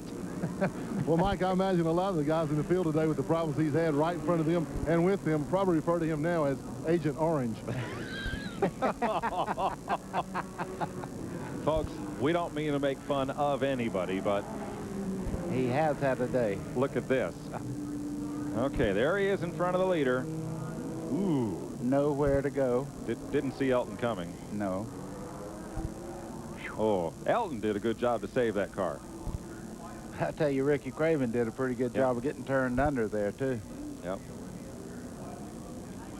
Okay, he's gone as far inside as he can go. Right. The 40 car comes over, and that's it. If Elton had gone any more inside, he would have been Ernie Irvin. And way off in the grass. It just wasn't enough room. Here's Ralph. I'm with Bob Sutton, who's in charge of Elton Sawyer's car. Bob, what did he say to you about the incident with the 40 car? Well, you know, we were waiting on a caution. I just didn't want to be the caution. He said it wasn't no big deal, you know, just a lap car. Sometimes that happens. I'll tell you, this Ford Credit Red Car Police Thunderbird really done a good job today. Elton's doing a good job. The crew's really doing a good job. I just appreciate everybody's support. Goodyear tires are great today, and I tell you, I believe we can win this race. Well, now, you got your 4 tires and your fuel. Was there any damage to the front of the car from the incident? No, I changed the right front tire over there and took a look at it. Everything's fine. It pushed the fender in a little bit. I pulled it out whenever I got ready to leave. Okay, down in turn 1, there is a ripple strip of yellow concrete down to the inside. So it's not just the grass down there as you get into that area. You can feel that ripple strip pretty well, like the runoff on some of the super highways. Mike, on the very inside there, you can see where the left front tire of Sawyer's car was down in the grass. It turned it a little lighter color there where he was trying to hold the car on the inside, but you just can't stay any lower than he was. Now, I mentioned Ernie Irvin, and in all seriousness, a lot of comments folks have been talking this morning about last night. You take a fellow who has learned for 20 years to race to the flag and run hard and see if you can win the thing, and that's what Ernie was trying to do. And a lot of the comments this morning about Ernie were pretty positive about what he had to say after what happened. And there's a guy who's a champion caliber race driver. I, for one, think he did a tremendous job. He was trying to win the race. He got a little high coming off the corner and tried to make a pass on the inside, got all 4 tires off in the grass, and he never blamed anybody but himself. And that takes a well-of a man to explain to everybody it was his fault. He had a great race car, and I'm sure if he had to do it over again, he wouldn't do it, but he was trying to win the race. And I agree. I would like to have seen what he might have had for Jeff Bodine in those last 10 laps, but we'll never know. Ricky Craven is on the move. It's the 2nd race that he's led this year. He's 5th in the point standings. The other one, we know what happened. He won it Jeff at Hickory. So. Oh, yes. Yeah. So he's run well this year. Yep, Ricky just in front of Chad Little. I wonder if he knows Pete Hamilton. Every time I look at Ricky Craven, he looks, acts, talks, the whole works just like Pete Hamilton. Pete Hamilton was a great race car driver from this area years back. And during the years of the wing cars and all at Talladega, once the Cup racing, he was good as anybody. Ricky Craven's going to be the same way. He's going to be a winner. Craven's from Newburgh, Maine. Hamilton was from Dedham, Massachusetts. Just up the road from Norwood Arena. Won the Daytona 500 in 1970 for the Petty. Now he's out of Atlanta. Other races. He was quite a competitor. Lives in Atlanta now. Ricky Craven leads this race after pit stops under the caution. Chad Little right up there. He made a stop. Chad Little stopped a little while ago and lost some track position. The 2nd place car right now is Randy LaJoy. We're posting David Green up to 3rd, Mike Wallace in 4th, Tim Field in 5th. And Kevin LePage got a piece of the wall. He's going to make it around the pit road. Tommy Houston goes by. Dirk Stevens. Ooh, gets hung on the outside. Yep. A lot of damage there. And you see the tire rubbing the fender a little bit. That's not too bad. If it was really rubbing hard, it'd be smoking all the way around. So he'll have to come in and have it fixed. It's a long way around to get to the pit entrance, though, here at Nazareth. Ken Wallace goes by. Stevie Reeves, who was involved in an earlier crash, moves around. Craven's starting to step out a little bit of a lead now. There's There's Randy LaJoy in second, David Green in third.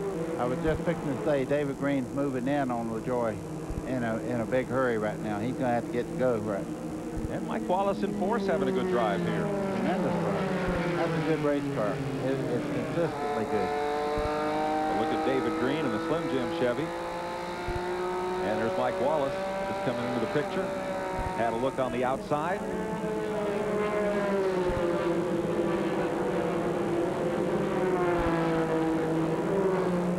Let's check with Ralph. Well, they brought Kevin LePage in to see what the damage was to the right side. They changed tires and sent him back out, Mike. Thanks, Ralph. Things get a little racy here for second spot. Boy, I tell you, it never fails in Busch Grand National. When you get near, I'd say 3/4 of the way through the race, then the muscles start showing. David Green's awfully strong, but so is Mike Wallace just behind there. You see him showing the nose up there. He's making him look in that mirror. Now he makes a pass on the inside. Now that's a power move. Mike Wallace moves up to third in the FDP Brakes car number 9. All that smoke there is from Kevin LePage. Finally coming in fifth, and I'm glad to see that happen before he blows the right front tire and probably takes somebody to the wall with him. LePage was running in 10th spot. He was on the lead lap, and that car started to have trouble. There are 19 cars on the lead lap. Mike Wallace is throwing that car around just like it's on a road course there. It must be handling quite well. He's getting a good run up off the corner. He seems to be able to tuck under. You see him trying to make a move there. But he's got the Bulldog in front of him, too. Let's check with Ralph. He's in Kevin LePage's pit. Mike, they looked at the car and they realized they bent the tie rod just a little bit. Plus, they want to get the bodywork farther away from that right front tire. Probably not a whole lot they can do about the tie rod, but they will pull the bodywork off. Mike Wallace, you see, has gone to second spot ahead of Randy LaJoy. Ricky Craven leads it. Mike Wallace is second. LaJoy is third. David Green is fourth. Tim Fido is fifth. Sixth is Mike McLaughlin. Seventh, Bobby Dotter. And we'll be back to Nazareth Speedway in Pennsylvania. 136 laps complete.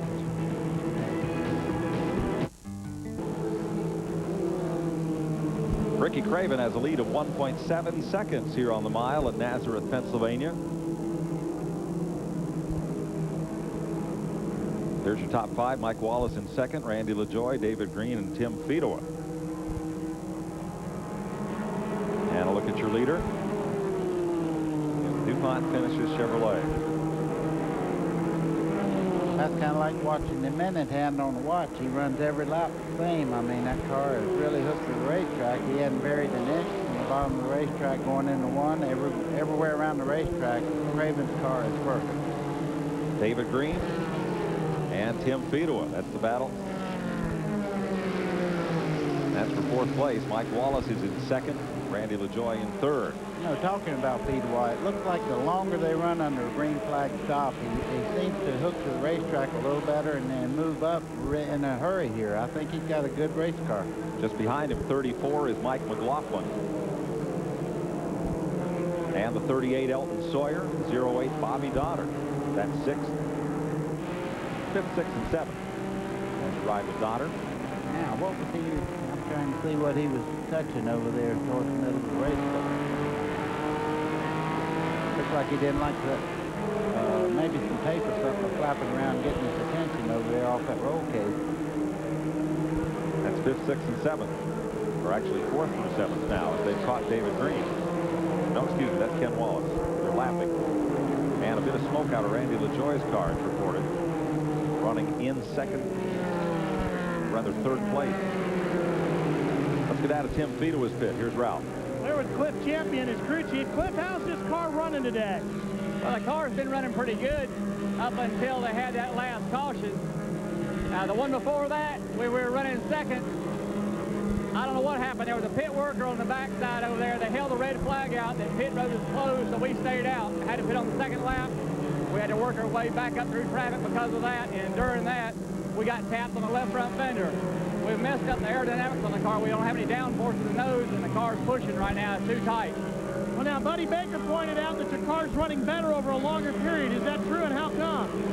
Yeah, the car has been running better. We've just been playing with some new combinations. on the car with Tim's and spring combination stuff that he really likes. It seems to be working pretty good for us on the long run, but still, like I said, the aerodynamics have got the car just a little too tight, and it gets worse right now. In other words, yes, it's working better, and no, I'm not going to tell you why. Well, he's running pretty decent. You can't see the push there. Just before he made that stop, he was one of the fastest cars on the racetrack, but you can see him coming off the corner way out wide on the racetrack. Just behind him, there's Mike McLaughlin. And you're riding with Bobby Dotter. That's 6th and 7th place.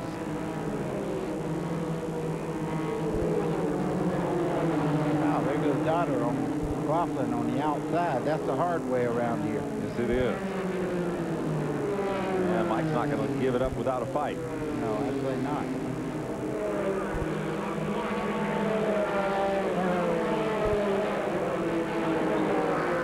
Good battle here. 6th place. And Dotter finally makes the pass. You can't get over how smooth this racetrack is. You never see the cars bounce or anything. They just go through the corner like they're gliding. Kind of like the guys talked about Indianapolis. When they went up there to practice, they said they really didn't need any shocks on the springs on the car, just shocks to keep it from flopping around. That's how smooth it was. Here's Tommy Houston and Kenny Wallace. They're both showing on the lead lap, a little further back. I think Buddy will find any track where the Indy cars run has a pretty smooth surface. They have such limited suspension travel. It has to be awful smooth. Houston's moved up well. And Kenny Wallace coming back in action. There's Kevin LePage. He's still running back out after that tire rub. And here's 4th place. Elton Sawyer. Made that look pretty easy once he got track position down underneath the green there. He just went right on by. There's a lot of give and take here. These guys race against each other, and they know when they're out of shape and can't hold them up, and they just get on out of the way. He'll race him later if he can catch him. And moving up his speedway again. Now remember, he's had to come all the way from the back on the caution flag. They stopped a lap later than the other lead where he's cars. at on the racetrack there, Mike. That's that aerodynamic problem they're having with the left front corner. What that does is when you go in, the left front's picking up, and it's running on the right front, and it's heating that right front tire up, making it smooth across the racetrack. Sure. You can see the dent in the left front fender of Fedewa's car. That's like having a little plow blade there, and all the air goes in there and just shoves the car out. There it goes. That's it. Instead of that air going up and over the car. Back up front, Ricky Craven is the race leader at lap 151. Mike Wallace, Randy LaJoy. Elton Sawyer now up to 4th. David Green is the 5th place car. Let's get an update on Ricky Craven. Here's Glenn. Well, guys, I'm in Ricky Craven's pits, and there are a lot of high-priced, high-tech, high-cost equipment that goes on a race car. But right now in his pits, the one that they're most concerned about is this gas can. He last stopped on lap 78. That's when they changed tires and put fuel in the car. They do not plan to come back in again. John Monson told me he thought they could make it. That's 122 laps, 122 miles on a tank of fuel. He says they're going to go the rest of the way. It's a big gamble. Thanks, Glenn. We'll keep an eye on that. We're about to take you back to 8th place and show you Jeff Berry's car out of Norwich, Connecticut, the TAD Technical Institute Chevrolet, but that car has just gone behind the wall. Tough break for one of the Busch North campaigners who was having a great run here today. He's taking the car to the garage. Yeah, he was still in the lead lap, but both ends were kind of gnawed up. It looked like he might have backed her straight in the wall. The back was all crumpled in on it. Tough break for Berry.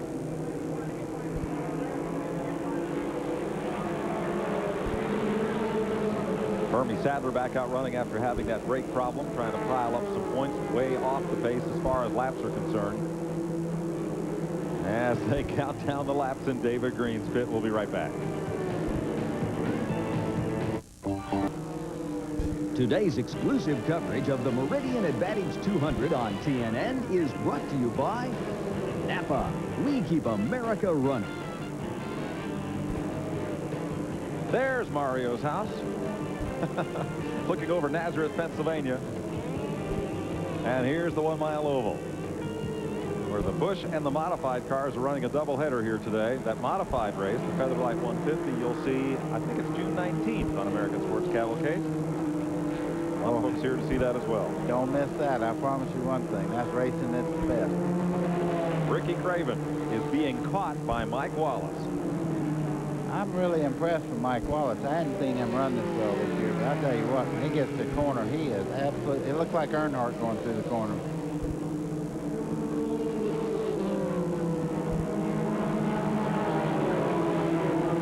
Here's your Napa Field standing update. Napa, we keep America running. Your front 5, little change there, but Mike Wallace is really running down the leader. Laughlin and daughter on back through. These cars are all in the lead lap, though Dave Roseni's just made a pit stop. I think from about 18th on back are the cars a lap down or more. Would not be a problem to be a lap down, believe me. Not the way they've been spinning and knocking on each other today.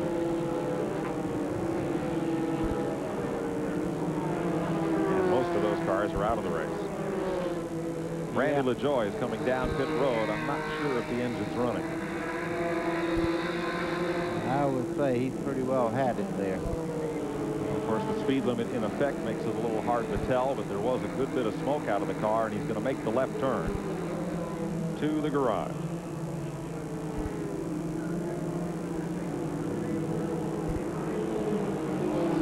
And it's not running. He's climbing out. Yep. Look at this. Look at this. We got about a 2-car length difference between first and second right now. Now, did you when you were closing on the leader, did you run faster?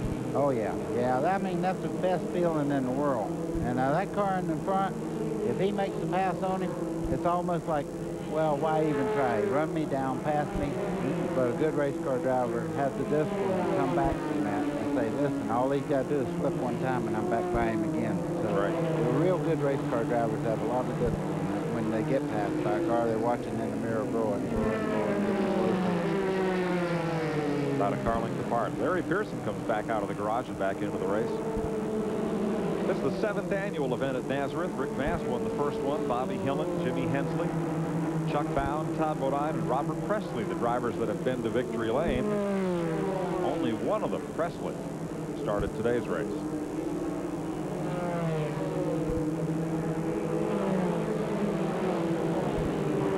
Let's go down to Ralph Shaheen. He's with Randy LaJoie. Well, a very frustrated Randy LaJoie as well. Randy, what happened to the car? Something happened to the motor. We're having a good run in this FINA. We're also Kool-Aid, Bowling Hunter meat snacks, Northern Crystal water, blueberry juice. This car just run good. First time I've been here, I got liking the track. The track's a fun place to drive, but something happened to the motor. Battle for the lead. Lapped car, Brian Ross. And Ricky Craven uses that to his advantage to keep Mike Wallace behind him for the moment, but here comes Wallace. Boy, he was all the way up beside him, and they run up on a lap car, and Wallace smartly backed out just a little bit and give him racing room there. But he is flying through traffic right now. A little bit of mirror driving here? Well, it wasn't mirror driving. They just run up on that slower car. Mike Wallace had made the move. Ricky Craven's a pretty decent race car driver, but he just used his part of the racetrack. He's not going to pull over and let him go, I can guarantee you on that. Nope.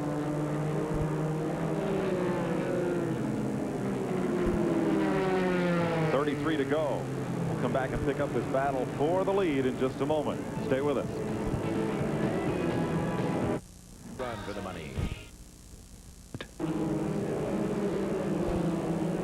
Well, when we left you, Mike Wallace was about to put the pass on Ricky Craven for the lead, but now Craven, pulling up on Randy Porter here, has opened up this much of an advantage, but oh, the lap cars are going to cost him right here. Well, it's only fair that he gets a little bad break here, because that's exactly what happened to Mike Wallace. He had moved up and made one try at him side by side, run up behind the slow car, had to drop back. And then he really got a bad break in traffic and had to fall back about 15 car lengths, but he's now right back up on the back bumper. And it's a battle for the lead again with 29 to go. Here comes Wallace on the outside. Not this time. 13 cars on the lead lap. Tracy Leslie is the last one of those. Here come the leaders, and Wallace wants the bottom. Boy, oh boy, I tell you what, this is going to get exciting here. Lap past Randy Porter. We have a car in the wall. Dirk Stevens. Head on into the wall down here. Caution.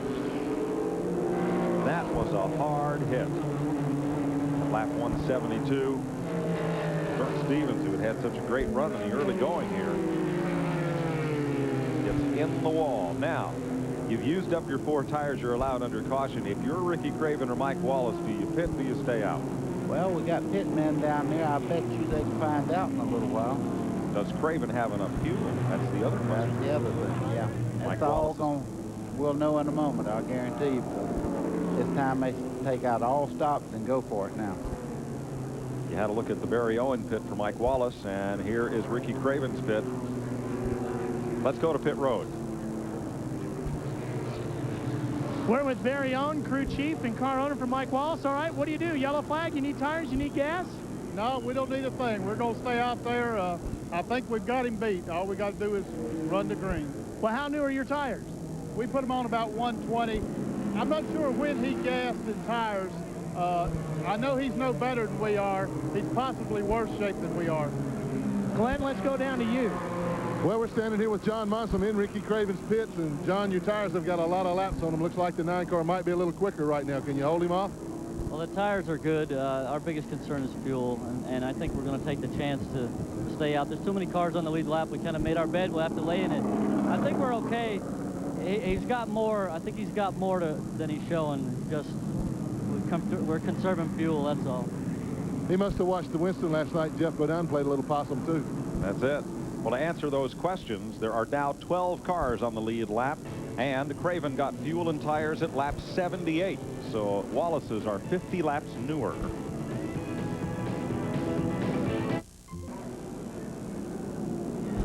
The NASCAR network, that's what we said last night. Yes, indeed. Look at the people waving there. And here is the remains of Dirk Stevens' car.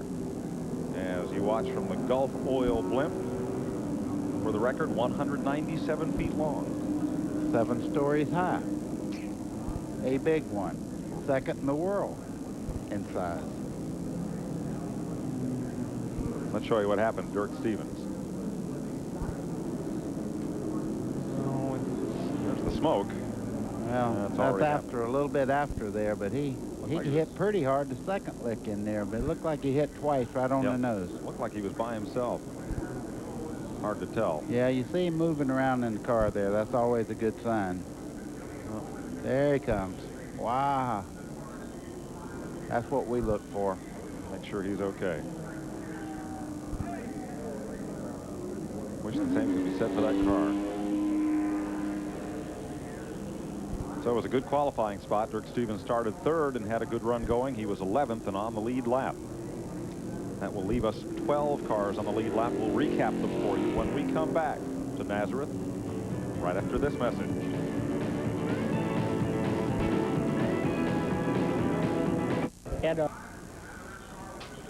Packed house here at Nazareth, Pennsylvania. Mike Joy with Buddy Baker, Glenn Jarrett, and Ralph Shaheen in the pits today. Next race here, the Kart IndyCar Bosch Spark Plug Grand Prix, September 18th and 19th. Kind of strange to have an IndyCar race just a few miles from where Dover Downs has a Winston Cup race the same weekend, but that's the way the schedule fell this year.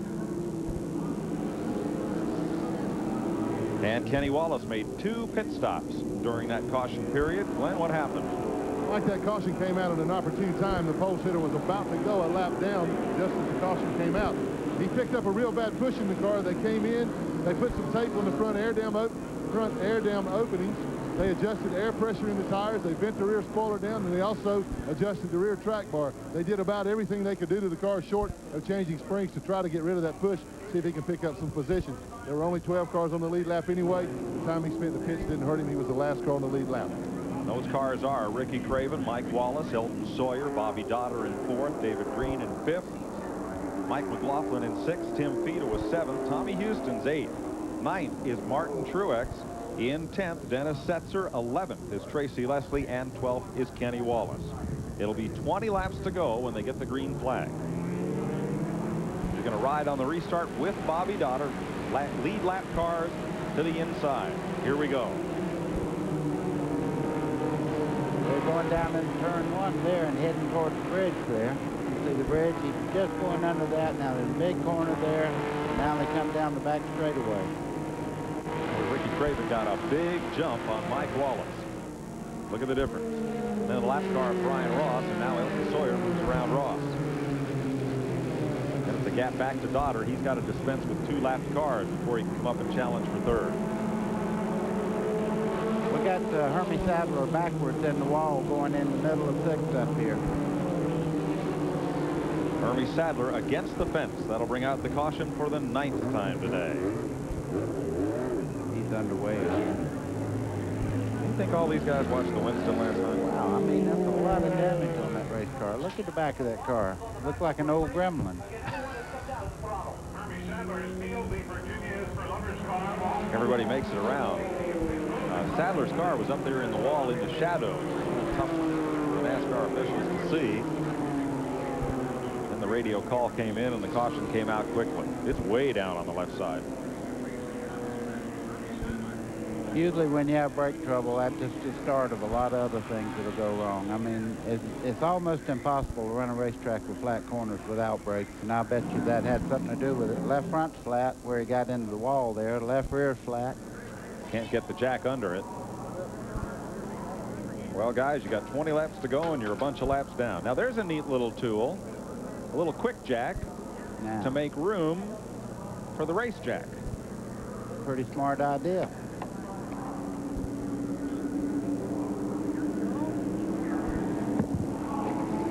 They don't appear to be in a great hurry. No. It's been a tough day for the number 2 point man. Next lap will go racing.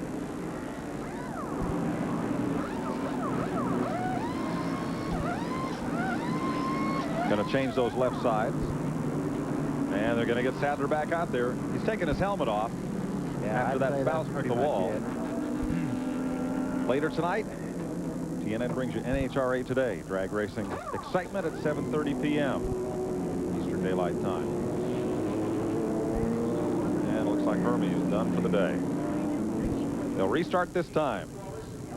I bet he don't get as big a jump on Mike Wallace as he did on the last restart. He'll be up on that steering wheel when he jumps on it this time. Now they're the front 4 cars, actually all the lead lap cars, in the bottom lane. David Pearson used to do me that way. He used to look at me 2 or 3 times on restart. He'd look over and wave at you, and when you waved, he'd take off. The Silver Fox. Wallace didn't go. Between Elton Sawyer and Wallace just then. Mike Wallace either missed a gear or the car did not take off as Sawyer got in the back of him. And again, Craven gets some distance on the field. Like much of an advantage. That's a good second and a half just on the takeoff there, and that may play the difference. And with 16 laps to go, that could be all day. Let's see what happened here. Well, I Puff of see a smoke. little smoke coming out. I think he might have missed a gear there. And Martin Truex up on the outside. They have black flagged him for a jump on the restart.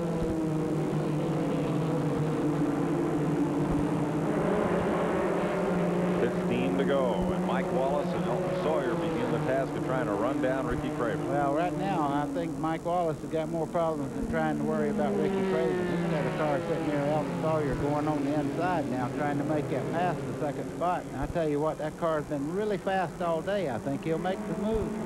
You saw the puff of smoke coming up through the gear on the restart. You think Wallace could have hurt the motor? Well, I don't think he hurt the motor, but I'm sure that right now, getting caught on the outside like he did really is what cost him the position. Elton Sawyer to 2nd place. Martin Truex takes a stop-and-go penalty that will take him off the lead lap. He had been the 10th place car. Leaders back to start-finish. Craven may just have built himself enough of a cushion here. Mike Wallace was really tough coming off the corner. I think he gets a piece of the wall here. Look at the replay. He comes so close, I guarantee you one thing, he had to back out of the throttle just enough to let Elton Sawyer get that track position underneath him there. There they are, 2nd and 3rd. Sawyer took great advantage of the opportunity. Craven, there's the separation from first on back, 13 laps to go. If anything, Craven's stretching out just a little bit. You know, Sawyer's pit crew a while ago said if he gets back into position, they think he's got the car to beat. Well, if he has it, he better show it pretty quick. Much of the lead lap cars got caught well back on the restart from Tim Fedewa on back. They're a good distance back. Out of the shape for the win here. 5th on back. Front tack goes back as far as Bobby Dotter. Craven back to the stripe.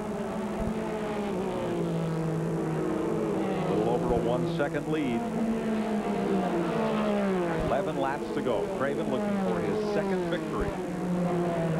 1994. Let's go to Glenn behind pit wall. And behind pit wall, Hermie Sadler was walking back to the garage area. One of those days, just nothing went right. Tell you what, I thought we had a bad luck out of the way for a while, but don't look like we do. You know, we're working awful hard. We had a brake trouble first part of the race, and I was just out there trying to stay out of the way and finish the race. And after the race started, 35 car got into me, and I really didn't have a chance. But I'm sorry for our guys. That's one of our better race cars, and I hate to see we had to lose it.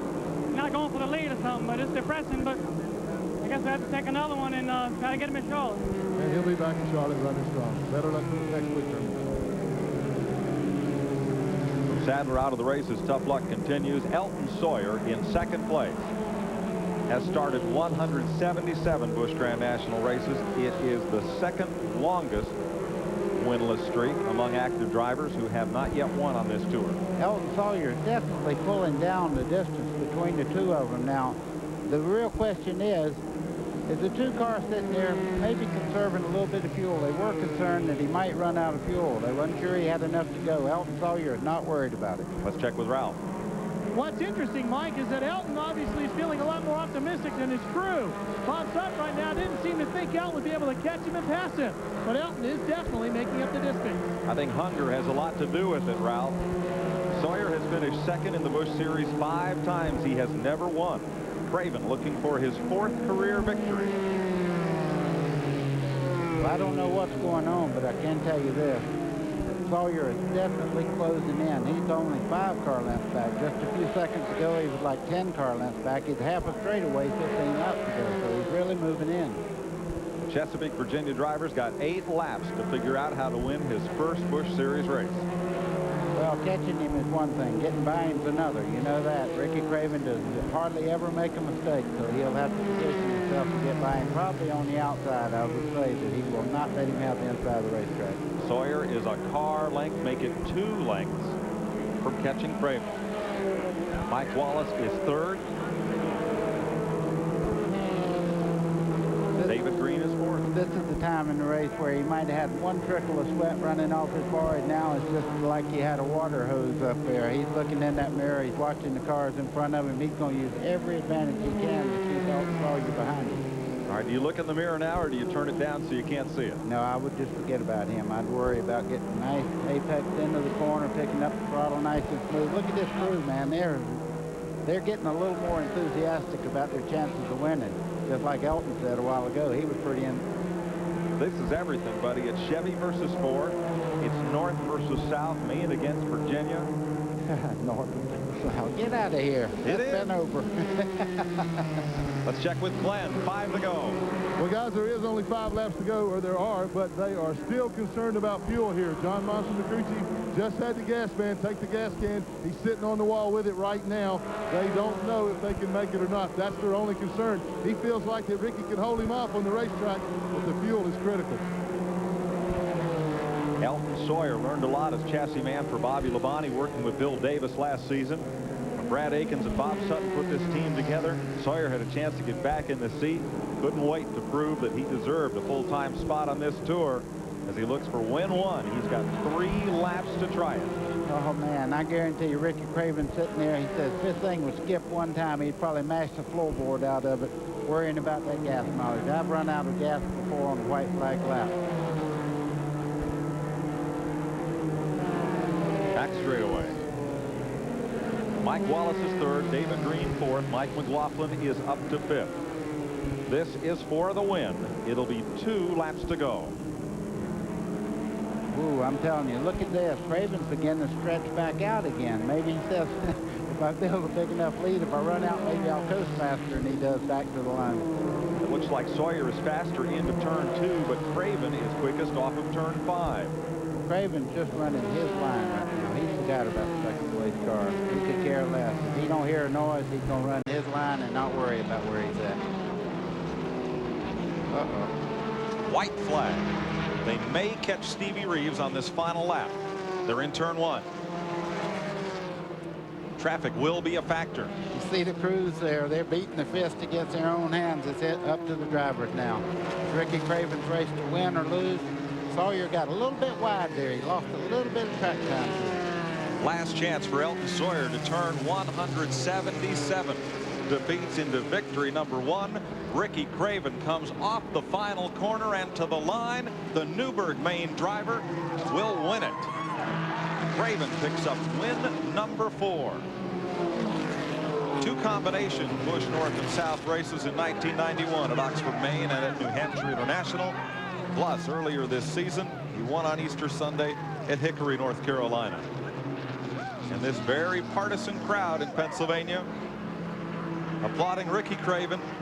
Elton Sawyer coming up to give congratulations. Great race, great finish, and we'll talk to the winner after this.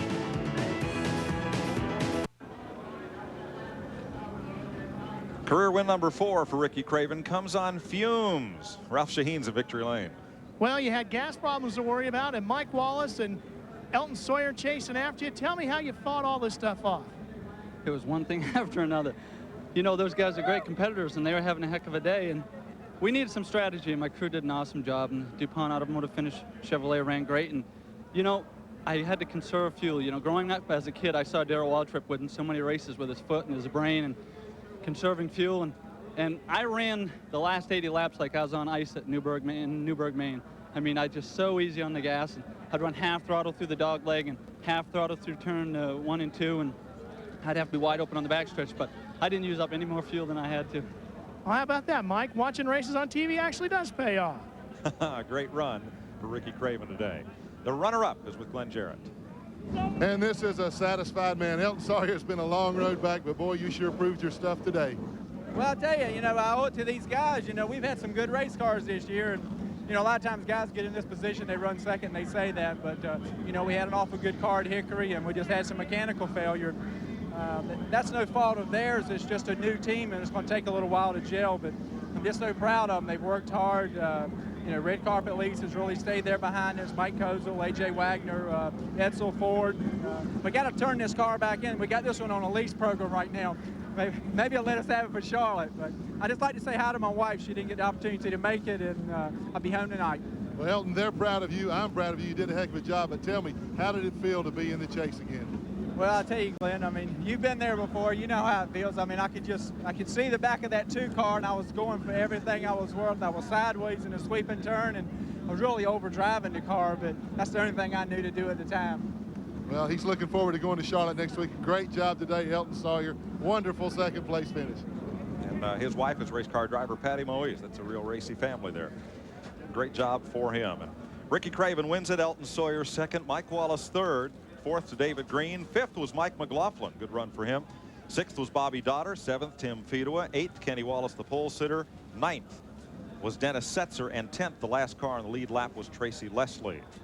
From the blimp, you see the modifieds coming out for their 150-lap race. We'll tape that one for TNN. You'll see it as part of American Sports Cavalcade, and the car on the right side of your screen, number 42, is Tim Connolly, who was the surprise winner of this race last year. It was a wild one. Check your listings in June for the modified race on TNN. Let's go down to Ralph. Well, we're with Mike Wallace. Mike, tell me what happened on that last restart. Ralph, it just wouldn't go in 3rd gear. I went from 2nd to 3rd, and it hung, and now we went straight to 4th gear to get it in something, and just backed up the field and backed myself up, kind of screwed up any chance of getting with Ricky, and then I got trying to make it up off of 3. I got the car loose, and Elton had a run on me, and I tried to run him as far down the racetrack as we could, and anymore I knew he wasn't going to lift, so we were going to crash, and it was better just to lift and try to race him down. But I congratulate Ricky and Elton, the whole crew, and I'd like to take a second. My crew, the Barry Owens-led crew, FTP Brakes, some guys did a great job. This was a car we crashed in Loudon 2 weeks ago. It was destroyed, and they put it back together. Ed Barrier come up yesterday and helped qualify the car, and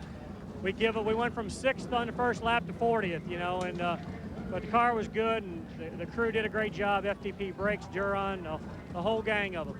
Lindsay and Chrissy are at home watching us on TV, and we'll be home this evening. And Mike, you didn't even have any practice laps in that car. Not a bad day.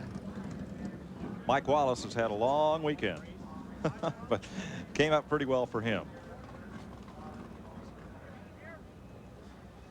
AC Delco Automotive Parts. To help your car or truck last and last, AC Delco, it's like buying time, presents the point standings. Kenny Wallace unofficially, David Green, Ricky Craven, Hermie Sadler, and Bobby Dotter are the top 5. Well, it's been a wild weekend of live racing on TNN. Don't forget Inside Winston Cup racing coming up later, NHRA today, and of course Race Day will catch you up on all the weekend's action later on this evening on the Nashville Network. For Ralph Shaheen, Glenn Jarrett, and Buddy Baker, I'm Mike Joy, congratulating Ricky Craven on his win here at Nazareth. So long, everybody.